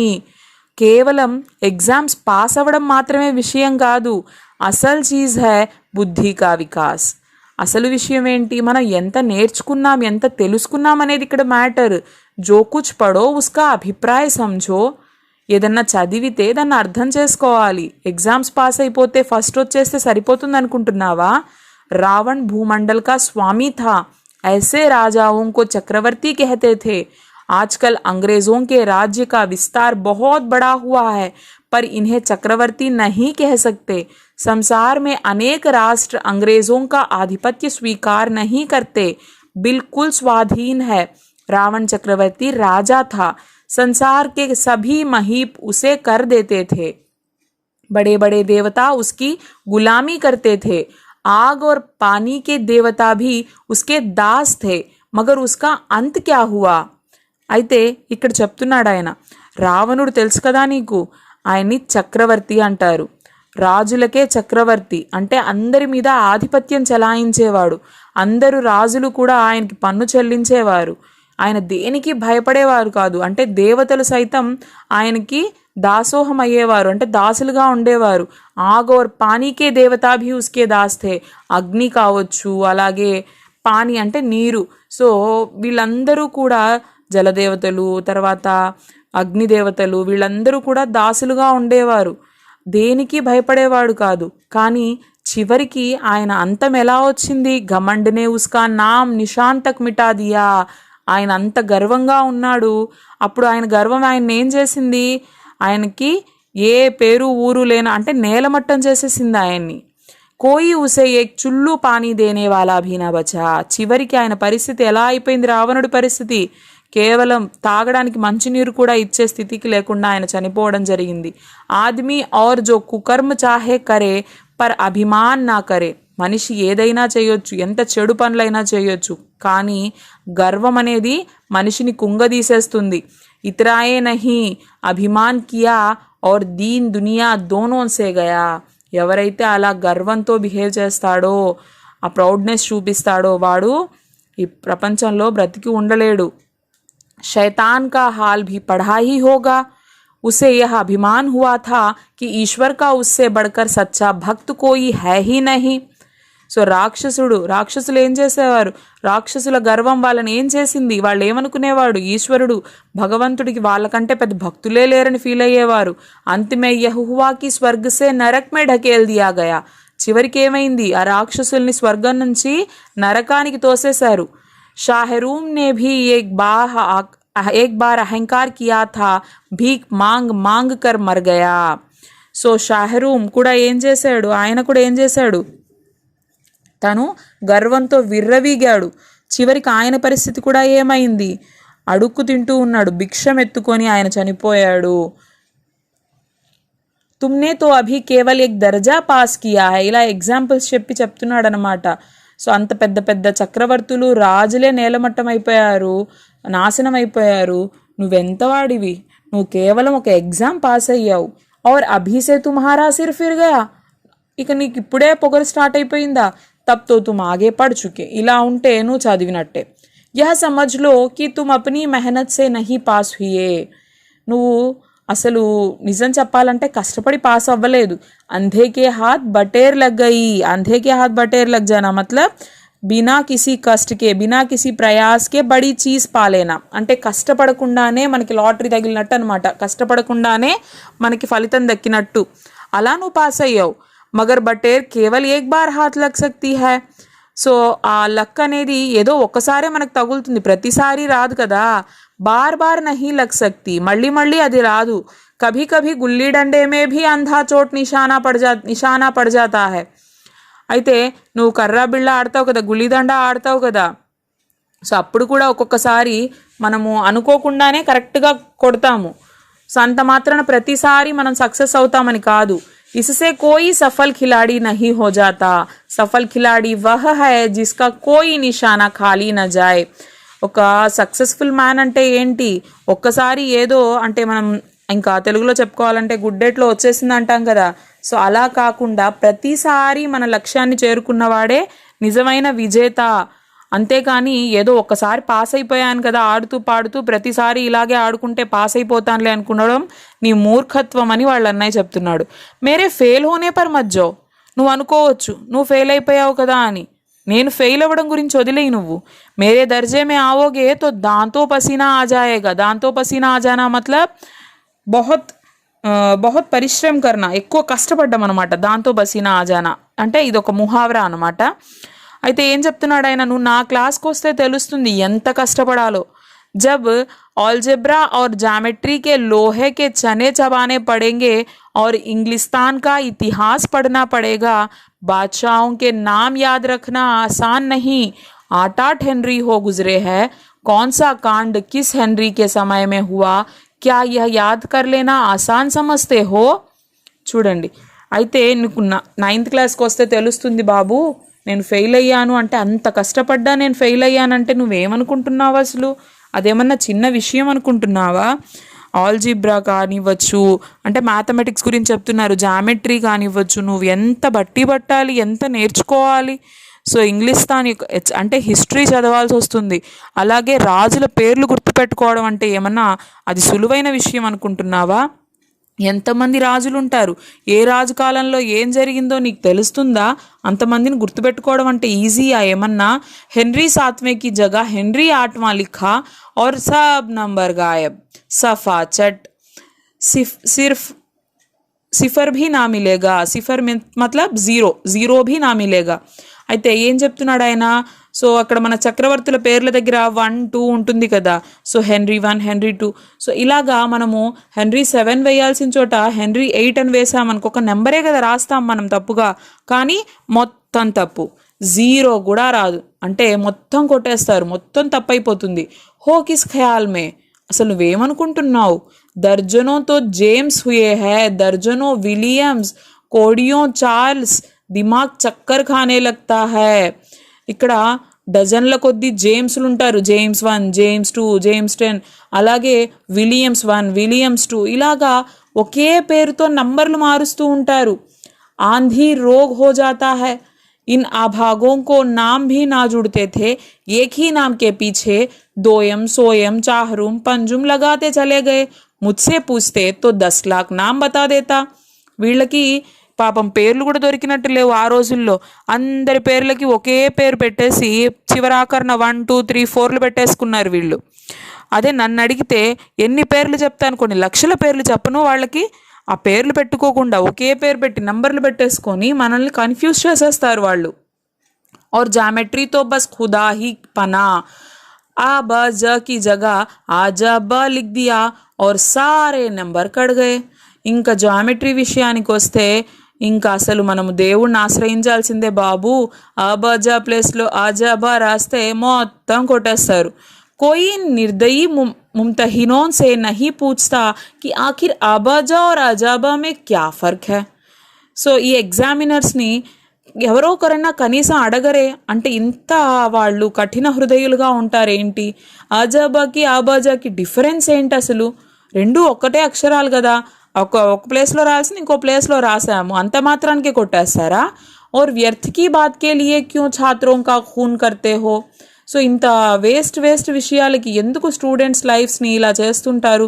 దాల్ భాత్ రోటీ ఖాయి యా భాత్ దాల్ రోటీ ఖాయి, ఇస్మే క్యా రఖా హై. చూడండి, దాల్ భాత్ రోటీ తిన్నామా లేకపోతే భాత్ దాల్ రోటీ తిన్నామా, ఎలా రాస్తే ఏముంది? మగర్ ఇన్ పరీక్షకోంకో క్యా పర్వా. ఆ ఎగ్జామినర్స్కి ఎందుకు ఇదంతా అసలు? ఏది రాస్తే ఏముంది, రాసాం కదా. वह तो वही देखते हैं जो पुस्तक में लिखा है. వాళ్ళు కేవలం ఆ బుక్లో ఏముందో అదే రాశారా లేదా అని చూస్తారు. చాహతే హై కి లడ్కే అక్షర్ అక్షర్ రట్ డాలే. సో ఎగ్జామినర్స్ ఏం కోరుకుంటారు? పిల్లాడు ప్రతి అక్షరం, టెక్స్ట్ బుక్లో ఉండే ప్రతి అక్షరాన్ని బట్టేయాలి. और इसी रटंत का नाम शिक्षा रख छोड़ा है. ఆ బట్టే విధానాన్ని చదువు అని ఒక పేరు పెట్టేశారు, ఎడ్యుకేషన్ అని పేరు పెట్టారు. और आखिर इन बेसिर पैर की बातों के पढ़ने से फायदा. చివరికి ఈ తలాతోకా లేని విషయాల్ని చదవడం వల్ల మనకి యూజ్ ఏంటి అని అనిపిస్తుంది ఒక్కొక్కసారి. इस रेखा पर वह लंब गिरा दो तो आधार लंब से दुगना होगा, पूछिए इससे प्रयोजन. సో చూడండి, ఇక్కడ మ్యాథ్స్ గురించి చెప్తున్నారనమాట. సో లంబ్ రేఖ, ఒక లైన్ డ్రా చేసి దాని మీద ఇంకొక లంబకోణం ఒక 90 డిగ్రీస్లో ఇంకొకటి గీసామనుకోండి, సో ఇది డబల్ అంటారు. దీనివల్ల అసలు నేర్చుకోవడానికి మనకి యూజ్ ఏముంది? దుగునా నహీ చౌగునా హో జాయే యా ఆధా హీ రహే మేరీ బలా సే, లేకిన్ పరీక్షా మే పాస్ హోనా హై తో యా సబ్ ఖురాఫాత్ యాద్ కర్నీ పడేగి. అది డబల్ అయితే నాకెందుకు, త్రిబుల్ అయితే నాకెందుకు, ఏదైతే నాకెందుకు? సో ఇవన్నీ కాదు, ఇవన్నీ మనం గుర్తుపెట్టుకోవాలి. ఇవన్నీ గుర్తుపెట్టుకొని రాస్తేనే మనం పాస్ అవుతాం. కెహదియా సమయ్కి పాబందీ పర్ ఏక్ నిబంధ్ లిఖో.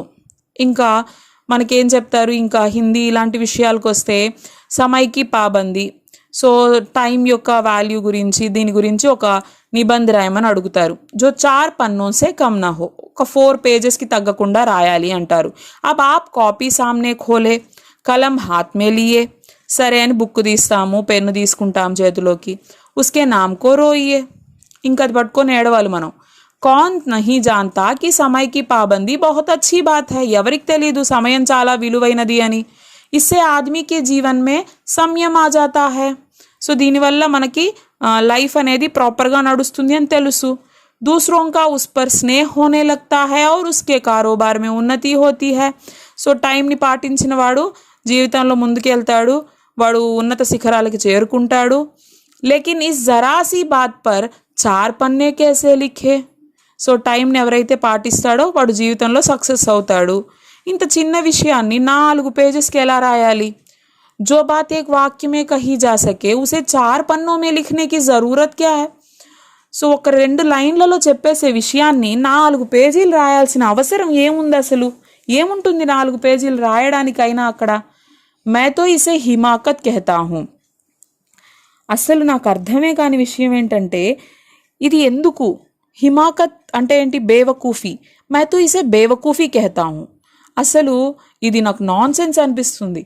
यह तो समय की किफ़ायत नहीं बल्कि उसका दुरुपयोग है कि व्यर्थ में किसी बात को ठूंस दिया जाए. हम चाहते हैं आदमी को जो कुछ कहना हो चटपट कह दे और अपनी राह ले, मगर नहीं, आपको 4 पन्ने रंगने पड़ेंगे, चाहे जैसे लिखिए, और पन्ने भी पूरे पुल्स के आकार के. यह छात्रों पर अत्याचार नहीं तो और क्या है? अनर्थ तो यह है कि कहा जाता है संक्षिप्त में लिखो. समय की पाबंदी पर संक्षिप्त में एक निबंध लिखो जो 4 पन्नों से कम न हो. ठीक, संक्षिप्त में तो 4 पन्ने हुए, नहीं शायद 100-200 पन्ने लिखवाते. तेज भी दौड़िए और धीरे धीरे भी. है उल्टी बात है या नहीं? చూడండి ఇంకా ఏం చెప్తున్నాడు ఆయన. సో ఇది టైం సేవింగ్ కాదు, టైం వేస్టింగ్ అసలు నిజం చెప్పాలంటే. ఒక 2 ముక్కల్లో చెప్పేదాన్ని 4 పేజెస్ రాయమని అడిగాడు. ఎలా రాస్తాం మనము? ఏం రాస్తాం? ఎందుకు రాయాలి అసలు? టైం వేస్టే కదా. ఆహా, నింపాలంటే నింపాల్సిందే, 4 పేజీలు నింపాల్సిందే. క్వశ్చన్ ఏం అడిగాడు? సమయకి పాబందీ పర్ సంక్షేప్త్ మే నిబంధ్ లిఖియే. సంక్షేప్త్ అంటే ఏంటి? థోడే మే కెహనా అంటే మీ మాటల్లో కొంత అని, అంటే సింపుల్గా చెప్పడము అని. సింపుల్గా టైం యూసేజ్ గురించి, టైం యొక్క ఇంపార్టెన్స్ గురించి ఒక నిబంధన రాయండి అన్నారు. 4 పేజెస్లో రాయండి అన్నారు. అంటే సంక్షిప్తంగా చెప్పండి అన్నారు, 4 పేజెస్లో రాయండి అన్నారు. అదేంటది? తేజ్ బీ దౌడియే और ధీరే ధీరే బీ. ఫాస్ట్గా వెళ్ళండి, అలాగే స్లోగా. ఏంటది? అది రివర్స్లో చెప్పినట్టే ఉంది కదా. అసలు ఏమన్నా అర్థం ఉందా? పిల్లల మీద అత్యాచారం చేయడం తప్ప ఇంకేమన్నా ఉందా? ఇది పిల్లల్ని వేధించడమే కదా ఇదంతా కూడా. बालक भी इतनी सी बात समझ सकता है लेकिन इन अध्यापकों को इतनी तमीज भी नहीं. उस पर दावा है कि हम अध्यापक है. సో చిన్న పిల్లాడికి అర్థమవుతుంది ఈ విషయం, టీచర్స్కి అర్థం కాదా? అంత మాత్రం వాళ్ళకి సెన్స్ లేదా? మళ్ళీ వాళ్ళేమో మేము టీచర్స్, మాకు తెలుసు అంటారు. మేరే దర్జే మే आओगे लाला तो ये सारे पापड़ बेलने पड़ेंगे और तब आटे दाल का भाव मालूम होगा. సో తెలుస్తుందా? ఇన్ని విషయాలు ఉంటాయి ఒక క్లాస్లో. నా క్లాస్కి వస్తే అప్పుడు నీకు అర్థమవుతుంది. సో ఎన్ని అప్పడాలు ప్రెస్ చేయాల్సి ఉంటుందో ఇక్కడ. అంటే పాపడ బేల్నా అంటే ఏంటి అంటే ఇక్కడ ఇది కూడా ముహావరా అనమాట. పాపడ బేల్నా అంటే కఠిన్ కామ్ కర్నా, అంటే కష్టమైన, ఎంత కష్టమైన పనులు చేయాల్సి వస్తుందో తెలుస్తుందా? తబ్ జాకే తుమ్హే ఆటే దామ్ కా భావ్ మతలబ్ సారీ బాతోం కా పతా చల్తా హై. అప్పుడు నీకు అర్థమవుతుంది, అప్పుడు నీకు ఈ విషయాలన్నీ కూడా తెలుస్తాయి. इस दर्जे में अव्वल आ गए हो तो जमीन पर पाँव नहीं रखते, इसलिए मेरा कहना मानिए, लाख फेल हो गया हूँ लेकिन तुमसे बड़ा हूँ. సో ఒక్క క్లాస్ పాస్ అయ్యావు, కాళ్ళు నిలవడం లేదు నీకు కింద. నేను చెప్పింది విను, ఎన్నిసార్లు ఫెయిల్ అయిపోయినా నేను నీకంటే పెద్దవాణ్ణి. సంసార్ కా ముझे तुझसे कहीं ज्यादा अनुभव है. సో సమాజం గురించి నీకంటే ఎక్కువ ఎక్స్పీరియన్స్ నాకే ఉంది. जो कुछ कहता हूँ उसे गिरह बांधिए नहीं पछताइएगा. ఏదన్నా చెప్తున్నప్పుడు దాన్ని జాగ్రత్తగా విని నేర్చుకో. గిరహ్ బాంధనా మతలబ్ అచ్చే సే యాద్ రఖనా. నేనేం చెప్తున్నానో అవన్నీ కూడా జాగ్రత్తగా విని గుర్తుపెట్టుకో, లేదంటే నువ్వే తర్వాత కష్టపడాల్సి వస్తుంది. స్కూల్ కా సమయ నికట్ థా, స్కూల్కి టైం అవుతూ ఉంది. నహి ఈశ్వర్ జానే యహ ఉపదేశ్ మాలా కబ్ సమాప్త్ హోతి. సో ఇదంతా విన్న తర్వాత ఈయన ఏమనుకుంటున్నాడు? అమ్మో స్కూల్కి టైం అయింది కాబట్టి ఆపేశాడు కానీ మా అన్నయ్య, లేకపోతే దేవుడే నన్ను కాపాడాలి. ఈ స్పీచ్ ఎప్పటికి ఆపేవాడో ఏంటో. భోజన్ ఆజ్ ముझे నిస్వాద్ సా లగ్ రహా థా. ఈరోజు నేను చేసే బ్రేక్ఫాస్ట్ టిఫిన్ ఏదైతే ఉందో తింటున్నానో అస్సలు రుచించడం లేదు.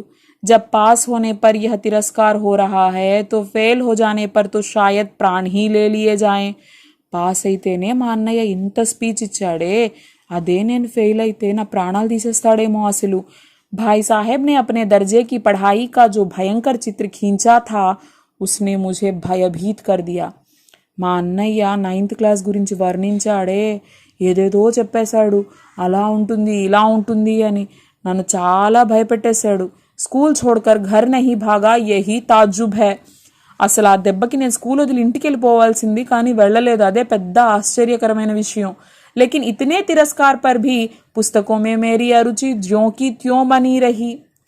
ఇన్ని చెప్పిన తర్వాత కూడా నాకు పుస్తకాల పట్ల అస్సలు ఇంట్రెస్ట్ రావడం లేదు. నాకున్న అరుచి అంటే ఆసక్తి లేకపోవడం అనమాట.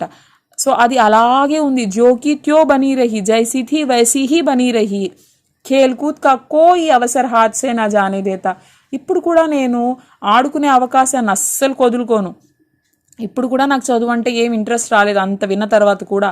పడతా భీ మగర్ బహుత్ కమ్, చదువుతాను కానీ కొంచెం తక్కువ, అంటే ఏదో పేరుకి ఆయన అరుస్తాడేమో అన్న భయంతో ఏదో కొద్దో గొప్ప చదువుతాను. బస్ ఇతనాకి రోజ్ టాస్క్ పూరా హోజాయే. ఎంత చదువుతాను అంటే ఆ రోజుకి ఆ టాస్క్ కంప్లీట్ చేయాలి అన్నట్టు కూర్చొని చదివేస్తాను. और दर्जे में जलील ना होना पड़े, క్లాస్లో ఫెయిల్ అవ్వకూడదు, షేమ్గా అందరి ముందు నించోకూడదు అని ఆ ఒక్క ఉద్దేశంతో చదువుతాను. అప్నే ఊపర్ జో విశ్వాస్ पैदा हुआ था वह फिर लुप्त हो गया. సో పాస్ అయినప్పుడు ఎంత కాన్ఫిడెన్స్ వచ్చిందో నా మీద నాకు, అది మా అన్నయ్య మాటలన్నీ విన్న తర్వాత మొత్తం మటుమాయమైపోయింది. और फिर चोरों का सा जीवन कटने लगा. మళ్ళీ దొంగల్లాంటి నా జీవితం అలాగే మొదలైంది. పాస్ అయినప్పుడు ఎలా తిరిగాను, దొరలాగా తిరిగాను నేను. అంటే మీరు ఫెయిల్ అయ్యారు, నేను పాస్ అయ్యాను, నన్నేం అనడానికి లేదు అన్నట్టుగా నేను బిహేవ్ చేశాను. మళ్ళీ ఈ స్పీచ్ అంతా విన్నాక మళ్ళీ అదే జీవితం మళ్ళీ స్టార్ట్ అయింది నాది. फिर सालाना इम्तिहान हुआ, మళ్ళీ యాన్యువల్ ఎగ్జామ్స్ వచ్చాయి. और कुछ ऐसा संयोग हुआ कि मैं फिर पास हुआ और भाई साहब फिर फेल हो गए. మళ్ళీ కోఇన్సిడెన్స్ ఏం జరిగింది, నేను మళ్ళీ పాస్ అయ్యాను, మా అన్నయ్య మళ్ళీ ఫెయిల్ అయిపోయాడు. मैंने बहुत मेहनत नहीं की पर ना जाने कैसे दर्जे में अव्वल आ गया. నేనేం పెద్ద కష్టపడలేదు అసలు, కానీ నేను క్లాస్లో ఫస్ట్ వచ్చేసాను, నాకే తెలియదు ఎలా వచ్చాను. ముझे खुद अचरज हुआ, నాకు చాలా ఆశ్చర్యంగా అనిపించింది. భాయ్ సాహెబ్నే ప్రాణాంతక్ పరిశ్రమ కి, ఆయన ప్రాణాలు పోయేటట్టు కష్టపడ్డాడు. అంటే పగలు రాత్రి మొత్తం చదువుతూనే ఉన్నాడు ఆయన. కోర్స్ కా ఏకేక్ శబ్ద చాట్ గయే థే. సో కోర్సుకి సంబంధించినటువంటి ఒక్కొక్క అక్షరాన్ని ఒక్కొక్క పదాన్ని ఆయన మింగేశాడు, అలా చదివాడు ఆయన. 10 बजे रात तक इधर, 4 बजे भोर से उधर, 6 से 9:30 तक स्कूल जाने के पहले मुद्रा कांतिहीन हो गई थी मगर बेचारे फेल हो गए. సో ఆయన రాత్రి బవళ్ళు చదివాడు. రాత్రి 10కి, పొద్దున తెల్లవారుజామున 4కి, తర్వాత స్కూల్కి వెళ్ళే ముందు, స్కూల్ నుంచి వచ్చాక తెగ కష్టపడ్డాడు ఆయన, కానీ పాపం ఫెయిల్ అయిపోయాడు. ముझे उन पर दया आती थी, నాకు చాలా జాలిగా అనిపించేది ఆయన మీద. నతీజా సునాయా గయా తో వహ రో పడే. సో రిజల్ట్ చెప్పిన వెంటనే ఆయన ఏడ్చేశాడు వాళ్ళ అన్నయ్య. और मैं भी रोने लगा, ఎంతైనా మా అన్నయ్య కదా, ఆయన ఏడుస్తుండే నాకు ఏడుపు వచ్చేసింది, నేను ఏడ్చేశాను. అప్నే పాస్ హోనేకి ఖుషి ఆధీ హో గయి, నేను పాస్ అయ్యాను అన్న సంతోషం కూడా సగం అయిపోయింది నాకు, అంత ఏడుపు వచ్చేసింది. मैं भी फेल हो गया होता तो भाई साहब को इतना दुख ना होता, लेकिन विधि की बात कौन टाले. నేను కూడా ఫెయిల్ అయిపోయి ఉంటే మా అన్నయ్య అంత ఫీల్ అయ్యేవాడు కాదేమో బహుశా. నేను పాస్ అయ్యాను, ఆయన ఫెయిల్ అయిపోయేసరికి పాపం ఆయన చాలా బాధపడ్డాడు. సో అంటే మనం విధిని కాదనలేం కదా, మనం ఏం చేయగలం. मेरे और भाई साहब के बीच में अब केवल एक दर्जे का अंतर और रह गया. ఇప్పుడు కేవలం నాకు మా అన్నయ్యకి ఇద్దరికి ఒకే ఒక క్లాస్ డిఫరెన్స్. అంటే నేను 8th క్లాస్కి వచ్చేసాను, మా అన్నయ్య మాత్రం 9thలోనే ఉండిపోయాడు. मेरे मन में एक कुटिल भावना उदय हुई कि कहीं भाई साहब 1 साल और फेल हो जाएं तो मैं उनके बराबर हो जाऊं. నాకు ఒక ఆలోచన వచ్చింది. ఏం ఆలోచన వచ్చింది? ఏ కుటిల్ భావన మతలబ్ ఏక్ బురా విచార్. నాకు ఒక చెడు ఆలోచన వచ్చింది. ఏంటి అంటే నెక్స్ట్ ఇయర్ కూడా, అంటే ఈ ఇయర్ కూడా మా అన్నయ్య మళ్ళీ ఫెయిల్ అయిపోయాడు అనుకోండి, అప్పుడు మా అన్నయ్య 9thలోనే ఉంటాడు, నేను ఎంచక్క 9thకి వెళ్ళిపోవచ్చు, అప్పుడు మేమిద్దరం సేమ్ క్లాస్లో ఉంటాము. फिर वह किस आधार पर मेरी फजीहत कर सकेंगे. అప్పుడు ఆయన నన్ను ఎలా అరుస్తాడు, ఎలా ఇన్సల్ట్ చేస్తాడు. లేకిన్ मैंने इस विचार को दिल से बलपूर्वक निकाल डाला. కానీ నాలో ఉన్న ఈ ఆలోచనని నేనే బలవంతంగా తీసేశాను. ఆఖిర్ వహ ముఝే మేరే హిత్ కే విచార్ సే హీ తో డాంట్తే హై. ఎందుకంటే పాపం ఎన్ని తిట్టినా నా మంచి కోసమే కదా తిడతాడు మా అన్నయ్య నన్ను అని నేనే అలా ఆలోచించకుండా సరేలే అనుకున్నాను. मुझे इस वक्त अप्रिय लगता है अवश्य, मगर यह शायद उनके उपदेशों का ही असर है कि मैं धनाधन पास हो जाता हूँ और इतने अच्छे नंबरों से. నాకు అప్పుడప్పుడు అనిపిస్తుంది ఆయన అలా తిట్టడం వల్లేనేమో, ఆయన తిట్ల వల్లేనేమో బహుశా నేను ఇలా టకాటకమని ప్రతి సంవత్సరం పాస్ అయిపోతున్నాను, మంచి మార్కులు కూడా వస్తున్నాయి నాకు. ఆ భాయ్ సాహెబ్ బహుత్ కుచ్ నరం పడ్ గయే థే. మా అన్నయ్య పాపం చాలా వరకు మెత్తబడిపోయాడు, అంటే ముందున్నంత ఇదిగా లేడనమాట. కई बार मुझे डांटने का अवसर पाकर भी उन्होंने धीरज से काम लिया. చాలాసార్లు నన్ను అరచే అవకాశాలు వచ్చాయి ఆయనకి, కానీ ఆయన కొంచెం ప్రశాంతంగానే, అంటే పెద్ద ముందు అరిచినంత ఇదిగా నన్ను అరవడం లేదు. షాయద్ అబ్ వహ్ ఖుద్ సమజ్నే లగే థే కి ముఝే డాంటనే కా అధికార్ ఉన్హే నహీ రహా. బహుశా ఆయనకు అర్థమైపోయిందేమో, అంటే వీడిని అరిచే అర్హతను నేను కోల్పోయాను అనుకుంటున్నాడేమో. యా రహా భీ తో బహుత్ కమ్. ఒకవేళ ఆ అర్హత ఉన్నప్పటికీ చాలా తక్కువ ఉంది కదా, అంటే 1 year కదా మా ఇద్దరికి డిఫరెన్స్ ఇప్పుడు క్లాసెస్ వైజ్. కాబట్టి ఆయన నన్ను ముందులాగా పెద్ద అరవడం లేదు. మేరీ స్వచ్ఛందత భీ బడి, మతలబ్ మేరీ స్వతంత్రత భీ బడి. ఇప్పుడు నా స్వతంత్రం కూడా పెరిగిపోయింది. మే ఉన్కి సహిష్ణుతా కా అనుచిత్ లాభ్ ఉఠానే లగా. అయితే నేను ఆయన పేషియన్స్గా నన్ను అరవకుండా కొంచెం శాంతంగా ఉన్నాడు కదా, సో దాని పూర్తి లాభాన్ని పొందుతున్నాను నేను చాలా ఫ్రీ అయిపోయాను. ఇప్పుడు నా ఎలా పడితే అలా ఇష్టానురాజ్యంగా ఉంటున్నాను. ముఝే కుచ్ ఐసీ ధారణా హుయి కి మే పాస్ హీ హో జాऊंगा పढ़ू యా నా పढ़ू. నా మనసులో ఒక స్ట్రాంగ్ బిలీఫ్ వచ్చేసింది. ఏంటి, నేను ఎలా అయినా పాస్ అయిపోతాను, చదివినా పాస్ అవుతాను, చదవకపోయినా పాస్ అవుతాను. మేరీ తక్దీర్ బలవాన్ హై. ఎందుకంటే నా లక్ అలాంటిది, నా అదృష్టం అలాంటిది.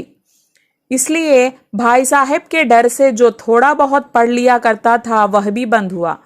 కాబట్టి నేనేం చేశాను, ఏదో మా అన్నయ్య అరుస్తాడు కదా అని కొద్దో గొప్ప చదివేవాడిని కదా, అది కూడా మానేశాను శుభ్రంగా. అంటే ఎందుకంటే నేను ఎలాగో పాస్ అయిపోతాను. ముఝే కన్కౌవే ఉడానే కా నయా షాక్ పైదా హో గయా థా. కన్కౌవే అంటే ఏంటి అంటే కైట్స్ అనమాట, గాలిపటాలు. సో నాకు గాలిపటాలు ఎగరేయడం అంటే చాలా ఇప్పుడు కొత్త ఇంట్రెస్ట్ మొదలైందనమాట. और अब सारा समय పతంగ్బాజీ కి హీ భేంట్ హోతా థా. సో ఇప్పుడు టైం అంతా దేంట్లో స్పెండ్ చేస్తున్నానంటే నేను ఈ గాలిపటాలు ఎగరేయడంలోనమాట. फिर भी मैं भाई साहब का अदब करता था और उनकी नज़र बचाकर कनकोवे उड़ाता था.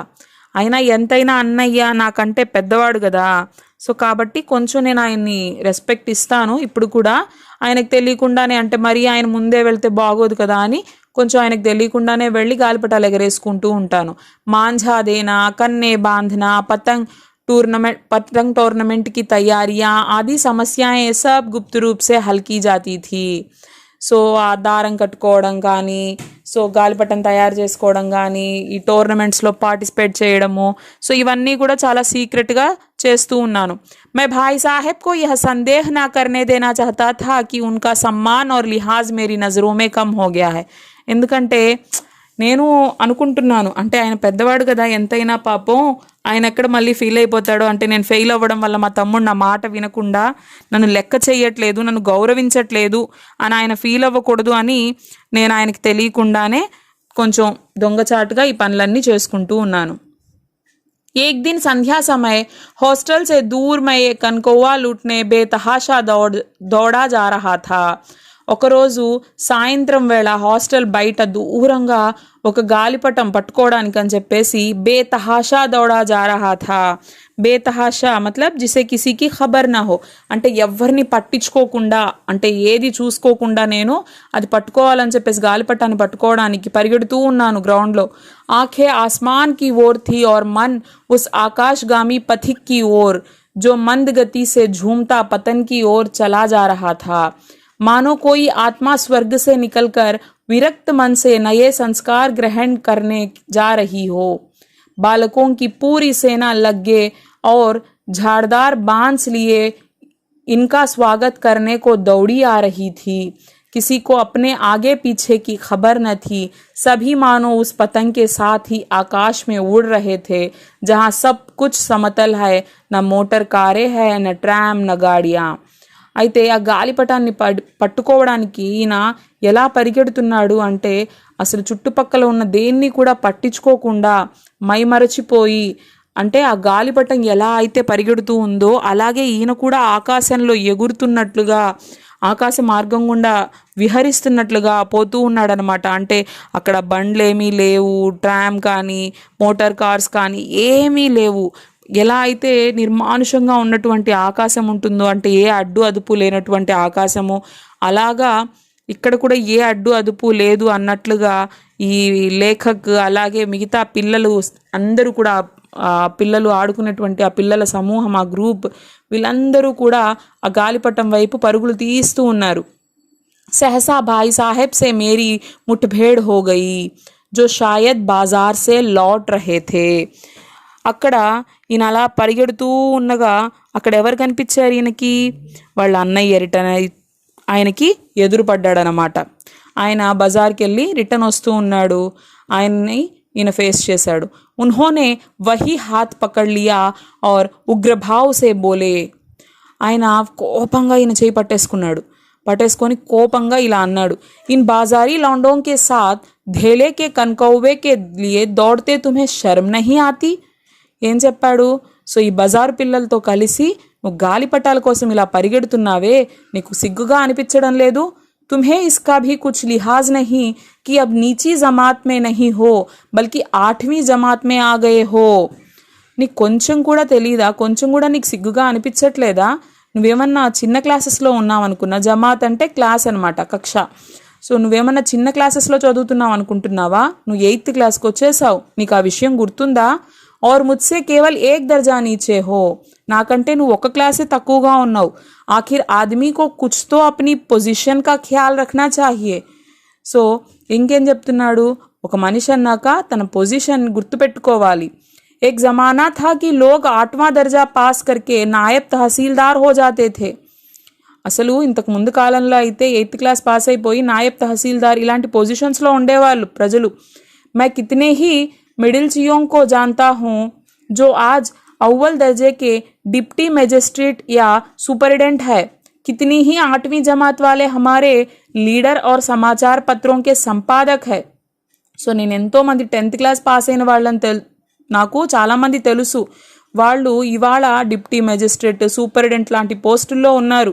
ఎంతోమంది 8th పాస్ అయిన వాళ్ళు, చాలామంది సమాచార పత్ర అంటే న్యూస్ పేపర్ ఎడిటర్స్ తెలుసు నాకు. బడే బడే విద్వాన్ ఉన్కి మాతహతీ మే కామ్ కర్తే హై. సో పెద్ద పెద్ద విద్వాంసులు వాళ్ళు చెప్పింది చేసుకుంటూ పోతూ ఉంటారు. और तुम उसी 8वें दर्जे में आकर बाजारी लौंडों के साथ कनकौवे के लिए दौड़ रहे हो. నువ్వు అలాంటి 8th క్లాస్కి వచ్చి, అంటే ఎంత గొప్ప అనుకుంటున్నావు 8th క్లాస్లో ఉండడం అంటే? చిన్న విషయమా అదేమన్నా? అలాంటి చదువుతూ నువ్వు ఈ బజార్ పిల్లలతో కలిసి ఇలా పరిగెడుతున్నావు. ముझे तुम्हारी इस कम अक्ली पर दुख होता है. సో ఇలాంటి బుద్ధి లేని పని నువ్వు చేస్తే నాకెంత బాధగా ఉందో తెలుసా? तुम ज़हीन हो, इसमें शक नहीं, लेकिन वह जहन किस काम का जो हमारे आत्मगौरव की हत्या कर डाले.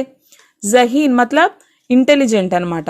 సో నువ్వు చాలా ఇంటెలిజెంట్వి, నాకేం డౌట్ లేదు ఆ విషయంలో. కానీ నీ బుద్ధిని నువ్వు ఎక్కడ ప్రయోగిస్తున్నావు? అది నీకు అర్థమవుతుందా? నీకంటూ ఒక సెల్ఫ్ రెస్పెక్ట్ని నువ్వు మెయింటైన్ చేస్తున్నావా?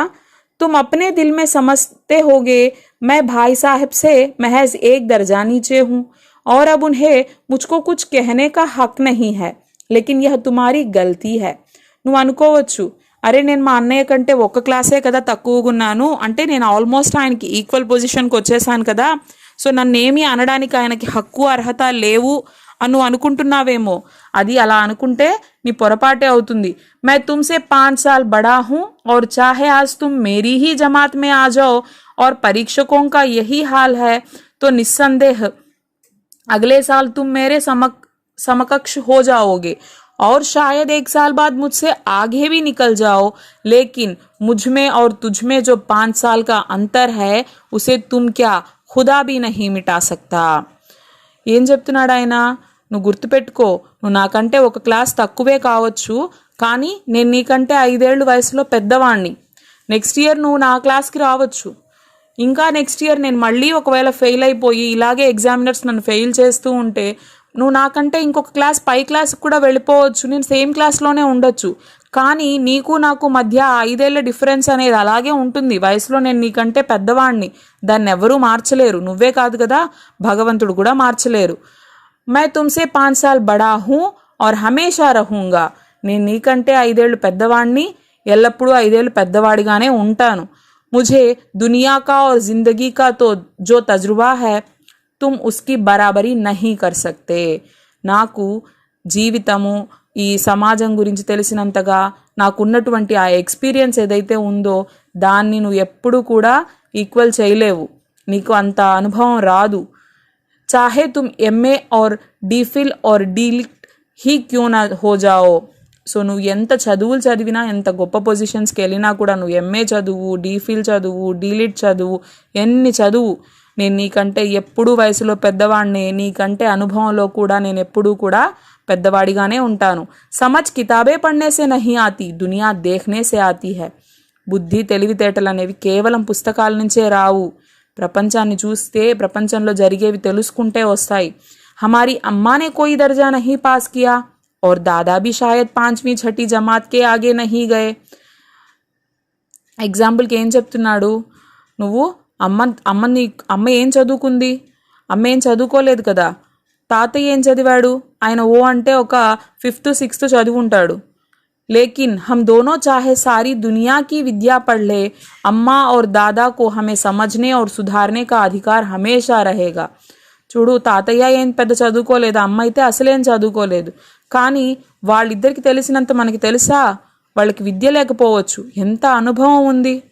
మన ఇద్దరినీ వాళ్ళు దారిలో పెట్టే హక్కు వాళ్ళు ఎప్పుడైనా కోల్పోయారా? చదువుకోలేదని చెప్పేసి వాళ్ళకి ఎప్పుడూ ఆ అధికారం ఉంటుంది. కేవల్ ఇస్లియే నహీ కి వే హమారే జన్మదాతా హై. నేను కేవలం ఇది వాళ్ళు మనకి జన్మనిచ్చారు, మనల్ని పెంచారు కాబట్టి వాళ్ళకి హక్కు ఉంది అనట్లేదు. బల్కి ఇస్లియే కి ఉన్హే దునియా కా హమ్సే జ్యాదా తజుర్బా హై और रहेगा. నేను ఎందుకు చెప్తున్నాను వాళ్ళకి అధికారం ఉందని? ఎందుకంటే అనుభవంలో మనకంటే ఎంతో గొప్పవాళ్ళు, పెద్దవాళ్ళు, అందుకు చెప్తున్నాను. अमेरिका में किस तरह की राज व्यवस्था है और 8वें हेनरी ने कितने ब्याह किए और आकाश में कितने नक्षत्र है, यह बातें चाहे उन्हें ना मालूम हो, लेकिन हजारों ऐसी बातें हैं जिनका ज्ञान उन्हें हमसे और तुमसे ज्यादा है. వాళ్ళిద్దరికీ అమెరికాలో రాజ్యాంగం ఎలా నడుస్తోంది, హెన్రీ ఎన్ని పెళ్ళిళ్ళు చేసుకున్నాడు, ఆకాశంలో నక్షత్రాలు ఎన్నున్నాయి, వీటి గురించి నాలెడ్జ్ ఉండకపోవచ్చు, కానీ కొన్ని వేల విషయాలు వాళ్ళకి ఎలాంటివి తెలుసు అంటే నీకు నాకు వాటి గురించి కూడా తెలియదు అసలు. అలాంటి విషయాల్లో వాళ్ళకి ఎంతో అనుభవం ఉంది. దైవ్ నా కరే ఆజ్ మే బీమార్ హో జాऊं. భగవంతుడు ఒకవేళ ఈరోజు నన్ను ఏదన్నా బాగలేకుండా జబ్బు చేసిందనుకో, తో తుమ్హారే హాత్ పావ్ ఫూల్ జాయింగే. నువ్వేం చేస్తావు? టెన్షన్ అయిపోతావు. హాత్ పాలు ఫూల్ జానా మతలబ్ ఇక్కడ ఏంటి అంటే కంగారు పడిపోవడం.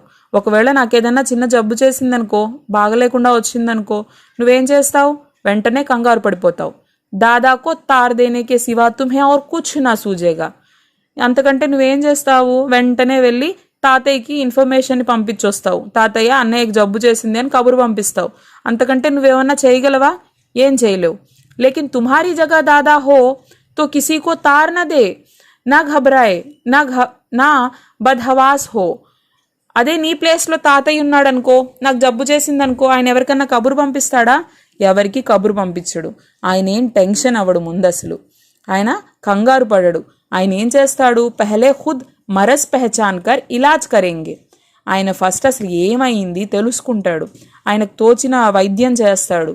ఉస్మే సఫల్ నా హుయే, అప్పటికీ నేను కోలుకోకపోతే అప్పుడు తో కిసి డాక్టర్ కో బులాయేంగే, అప్పుడు డాక్టర్ని పిలుస్తాడు. బీమారీ తో ఖైర్ బడీ చీజ్ హై. సరే, జబ్బు చేయడం అంటే ఏదో పెద్ద విషయం అనుకుందాం. హమ్ తుమ్ తో ఇతనా భీ నహీ జాన్తే కి మహీనే భర్ కా ఖర్చ్ మహీనా భర్ కైసే చలాయే. అసలు అంతెందుకు, ఇప్పుడు నువ్వు నేను ఉన్నాం హాస్టల్లో, నెల ఖర్చులు మనకు పంపిస్తారు కదా తాతయ్య, నెల ఖర్చులు నెలంతా ఎలా సరిపెట్టుకోవాలో కూడా నీకు నాకు చేత కాదు. जो कुछ दादा भेजते हैं उसे हम 20-22 तक खर्च कर डालते हैं और फिर पैसे पैसे को मुहताज हो जाते हैं. మన ఇద్దరం ఏం చేస్తాం, తాతయ్య మనకి నెల ఖర్చులు కనుక డబ్బులు పంపిస్తాడా? మనం ఏం చేస్తాము, 20-22 ఒక 20 days 22 daysలోనే మొత్తం డబ్బులు ఖర్చు పెట్టేసుకుంటాం. ఇంకా రిమైనింగ్ డేస్లో ఏం చేస్తాము, పైసాకి వాళ్ళ దగ్గర వీళ్ళ దగ్గర హెల్ప్ తీసుకుంటాం. నాश्ता बंद हो जाता है, धोबी और नाई से मुँह चुराने लगते हैं. సో టిఫిన్ చేయడానికి డబ్బులు ఉండవు. తర్వాత ఇక్కడ బార్బర్కి కానీ లేకపోతే ధోబీ అంటే వాష్ చేసే బట్టలు వాష్ చేసేటువంటి వ్యక్తికి కానీ, సో వాళ్ళకి చాకలికి బార్బర్కి వీళ్ళకి డబ్బులు ఇవ్వాలంటే మన దగ్గర ఉండవు. వాళ్ళ నుంచి మనం తప్పించుకొని తిరుగుతూ ఉంటాము. लेकिन जितना आज हम और तुम खर्च कर रहे हैं उसके आधे में दादा ने अपनी उम्र का बड़ा भाग इज्जत और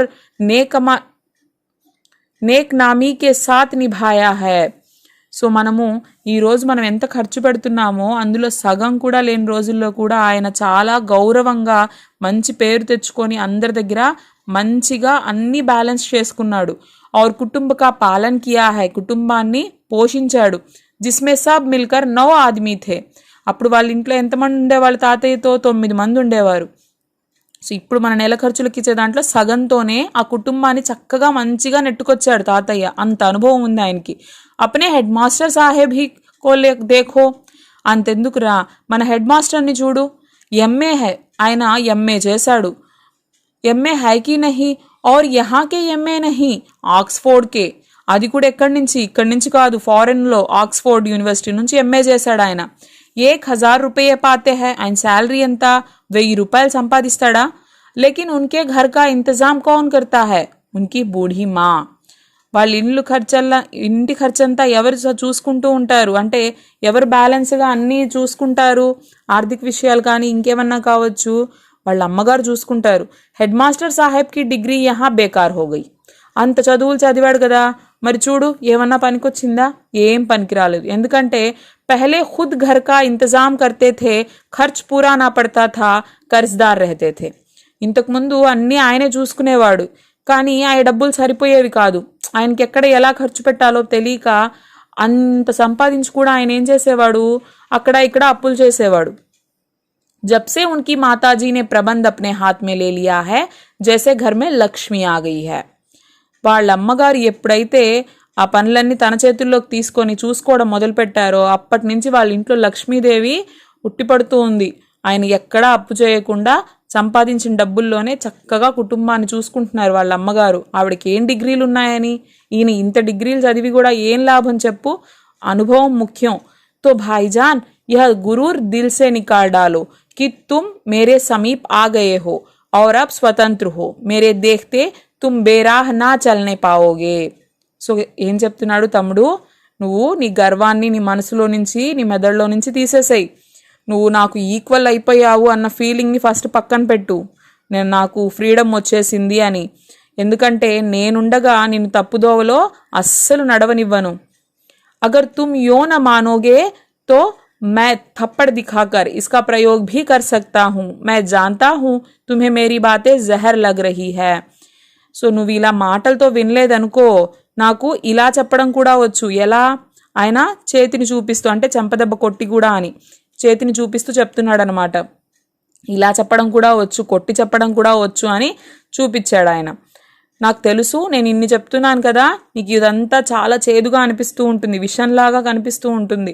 మే ఉన్కి ఇస్ నయీ యుక్తి సే నతమస్తక్ హో గయా. సో ఆయన ఇవన్నీ చెప్పిన తర్వాత నా తల దించుకున్నాను నేను, నాకు అర్థమైంది. ముఝే ఆజ్ సచ్ముచ్ అప్నీ లఘుతా కా అనుభవ్ హువా. నాకు ఈరోజు నా చిన్నతనం నిజంగా తెలిసింది. ఆయన ఇన్ని రోజులు చెప్తుంటే ఏదో స్పీచ్ ఇస్తున్నాడు, తిడుతున్నాడు అనుకున్నాను, కానీ మా అన్నయ్య ఈరోజు ఆయన చెప్పిన మాటలు నాకు నిజంగా అర్థమయ్యాయి. నేను ఎంత తప్పుగా ఆలోచించి సిగ్గుతో నేను తల వంచుకున్నాను. और भाई साहेब के प्रति मेरे मन में श्रद्धा उत्पन्न हुई. మా అన్నయ్య పట్ల నాకు మనసులో గౌరవం ఇంకా పెరిగింది. मैंने सहज आंखों से कहा, हरगिज नहीं, आप जो कुछ फरमा रहे हैं वह बिल्कुल सच है और आपको उसके कहने का अधिकार है. చూడండి, సజల్ ఆంఖో అంటే కంట్లో నీళ్లు తిరగడం అనమాట. నమీ ఆంఖి అంటే ఈయనకు అర్థమైంది కదా ఆయన చేసిన తప్పు. సో దాన్ని ఆయన తలుచుకొని కన్నీళ్లు బయటికి రాలేదు, నీళ్లు తిరుగున్నాయి కళ్ళల్లో. సో అలాంటి కళ్ళతో ఆయన వాళ్ళ అన్నయ్యకి చెప్పాడు, లేదు లేదు నాకేం విషంగా అనిపించట్లేదు, నాకేం చేదుగా అనిపించట్లేదు, మీరు ఏవైతే చెప్తున్నారో ఇవన్నీ కూడా నిజమే చెప్తున్నారు, నాకు అర్థమైంది, నాకు చెప్పే అధికారము హక్కు అనేవి మీకు ఉన్నాయి అని చెప్పేసి వాళ్ళ అన్నయ్యతో అన్నాడు. భాయ్ సాహెబ్ నే ముझे గలేసే లగా లియా. ఆ మాటలు విన్న వెంటనే వాళ్ళ అన్నయ్య తమ్ముడిని అక్కున చేర్చుకొని కౌగిలించుకున్నాడు. और बोले मैं कनकौवे उड़ाने को मना नहीं करता, मेरा भी जी ललचाता है, लेकिन करूँ क्या, खुद बेराह चलूं तो तुम्हारी रक्षा कैसे करूं, यह कर्तव्य भी तो मेरे सिर है. ఆయన తమ్ముడిని కౌగిలించుకొని చెప్పాడు, నేను నిన్ను గాలిపటాలు ఎగరేయొద్దు అనట్లేదురా, ఎందుకంటే నా మనసు కూడా కోరుకుంటుంది గాలిపటాలు ఎగరేయాలి, ఆడాలి, గోడలు దూకాలి, ఇవన్నీ అనిపిస్తుంది, కానీ నేను ఆగిపోతాను. ఎందుకంటే నేనే ఇలాంటి అల్లరి చిల్లరి పనులు చేస్తూ తప్పుదోవలోకి వెళ్తే నీకు మంచి చెడు ఎవరు చెప్తారు? మరి నిన్ను చూసుకోవాల్సిన రెస్పాన్సిబిలిటీ, నిన్ను మంచి దారిలో పెట్టాల్సిన బాధ్యత నాదే కదా. సంయోగ్ సే ఉసీ వక్త్ ఏ కటా హువా కన్కౌవా హమారే ఊపర్ సే గుజరా. అప్పుడే వాళ్ళు ఇలా మాట్లాడుకుంటూ ఉండగా తెగిన ఒక గాలిపటము వాళ్ళ మీదుగా ఎగురుకుంటూ అలా వచ్చింది. ఉస్కి డోర్ లటక్ రహీ థీ. సో ఆ గాలిపటం యొక్క దారం అనేది అలా వేలాడుతూ అది ఎగురుకుంటూ వచ్చిందనమాట. లడ్కోం కా ఏ గోల్ పీछे పీछे దౌడా చలా ఆతా థా. సో కొంతమంది పిల్లలు దాన్ని పట్టుకోవడానికి అని చెప్పేసి వెనక నుంచి పరిగెడుతూ వస్తున్నారు. భాయ్ సాహెబ్ లంబే హై హీ. సో మా అన్నయ్య నాకంటే పొడుగ్గా ఉన్నాడు. उछल कर उसकी डोर पकड़ ली और बेतहाशा हॉस्टल की तरफ दौड़े, मैं पीछे पीछे दौड़ रहा था. సో ఆయన ఎగిరి ఆ గాలిపటాన్ని అలా పట్టుకొని సో ఎవరిని పట్టించుకోకుండా హాస్టల్ వైపు పరుగు తీశాడు. నేను మా అన్నయ్య వెనక అలా పరిగెడుతూ వెళ్ళిపోయాను అని చెప్పేసి లేఖకు చెప్తున్నారు. సో అంటే ఏంటి, ఒక తమ్ముడిని తప్పుదోవన పట్టించకుండా, అంటే తప్పుదారిలో పోనివ్వకుండా, చదువు పట్ల ఆసక్తి చూపించేలా, సో తను ఎలా కష్టపడ్డాడు, తన తమ్ముడికి ఎలా బాధ్యతలు నేర్పించాడు అనే దాని గురించి ఇందులో మనకి చక్కగా ప్రేమ్చంద్ బడే భాయ్ సాహెబ్ అనేటువంటి ఈ కథలో వివరించడం జరిగింది. సో ఐ హోప్ మీ అందరికీ అర్థమైంది అనుకుంటున్నాను. మీకు ఈ లెసన్కి సంబంధించి ఏమైనా డౌట్స్ ఉంటే కామెంట్ సెషన్లో తెలియజేయండి. సో ఇంకొక వీడియోలో మనము ఇంకొక లెసన్ ఎక్స్ప్లెనేషన్తో కలుద్దాం. Thank you.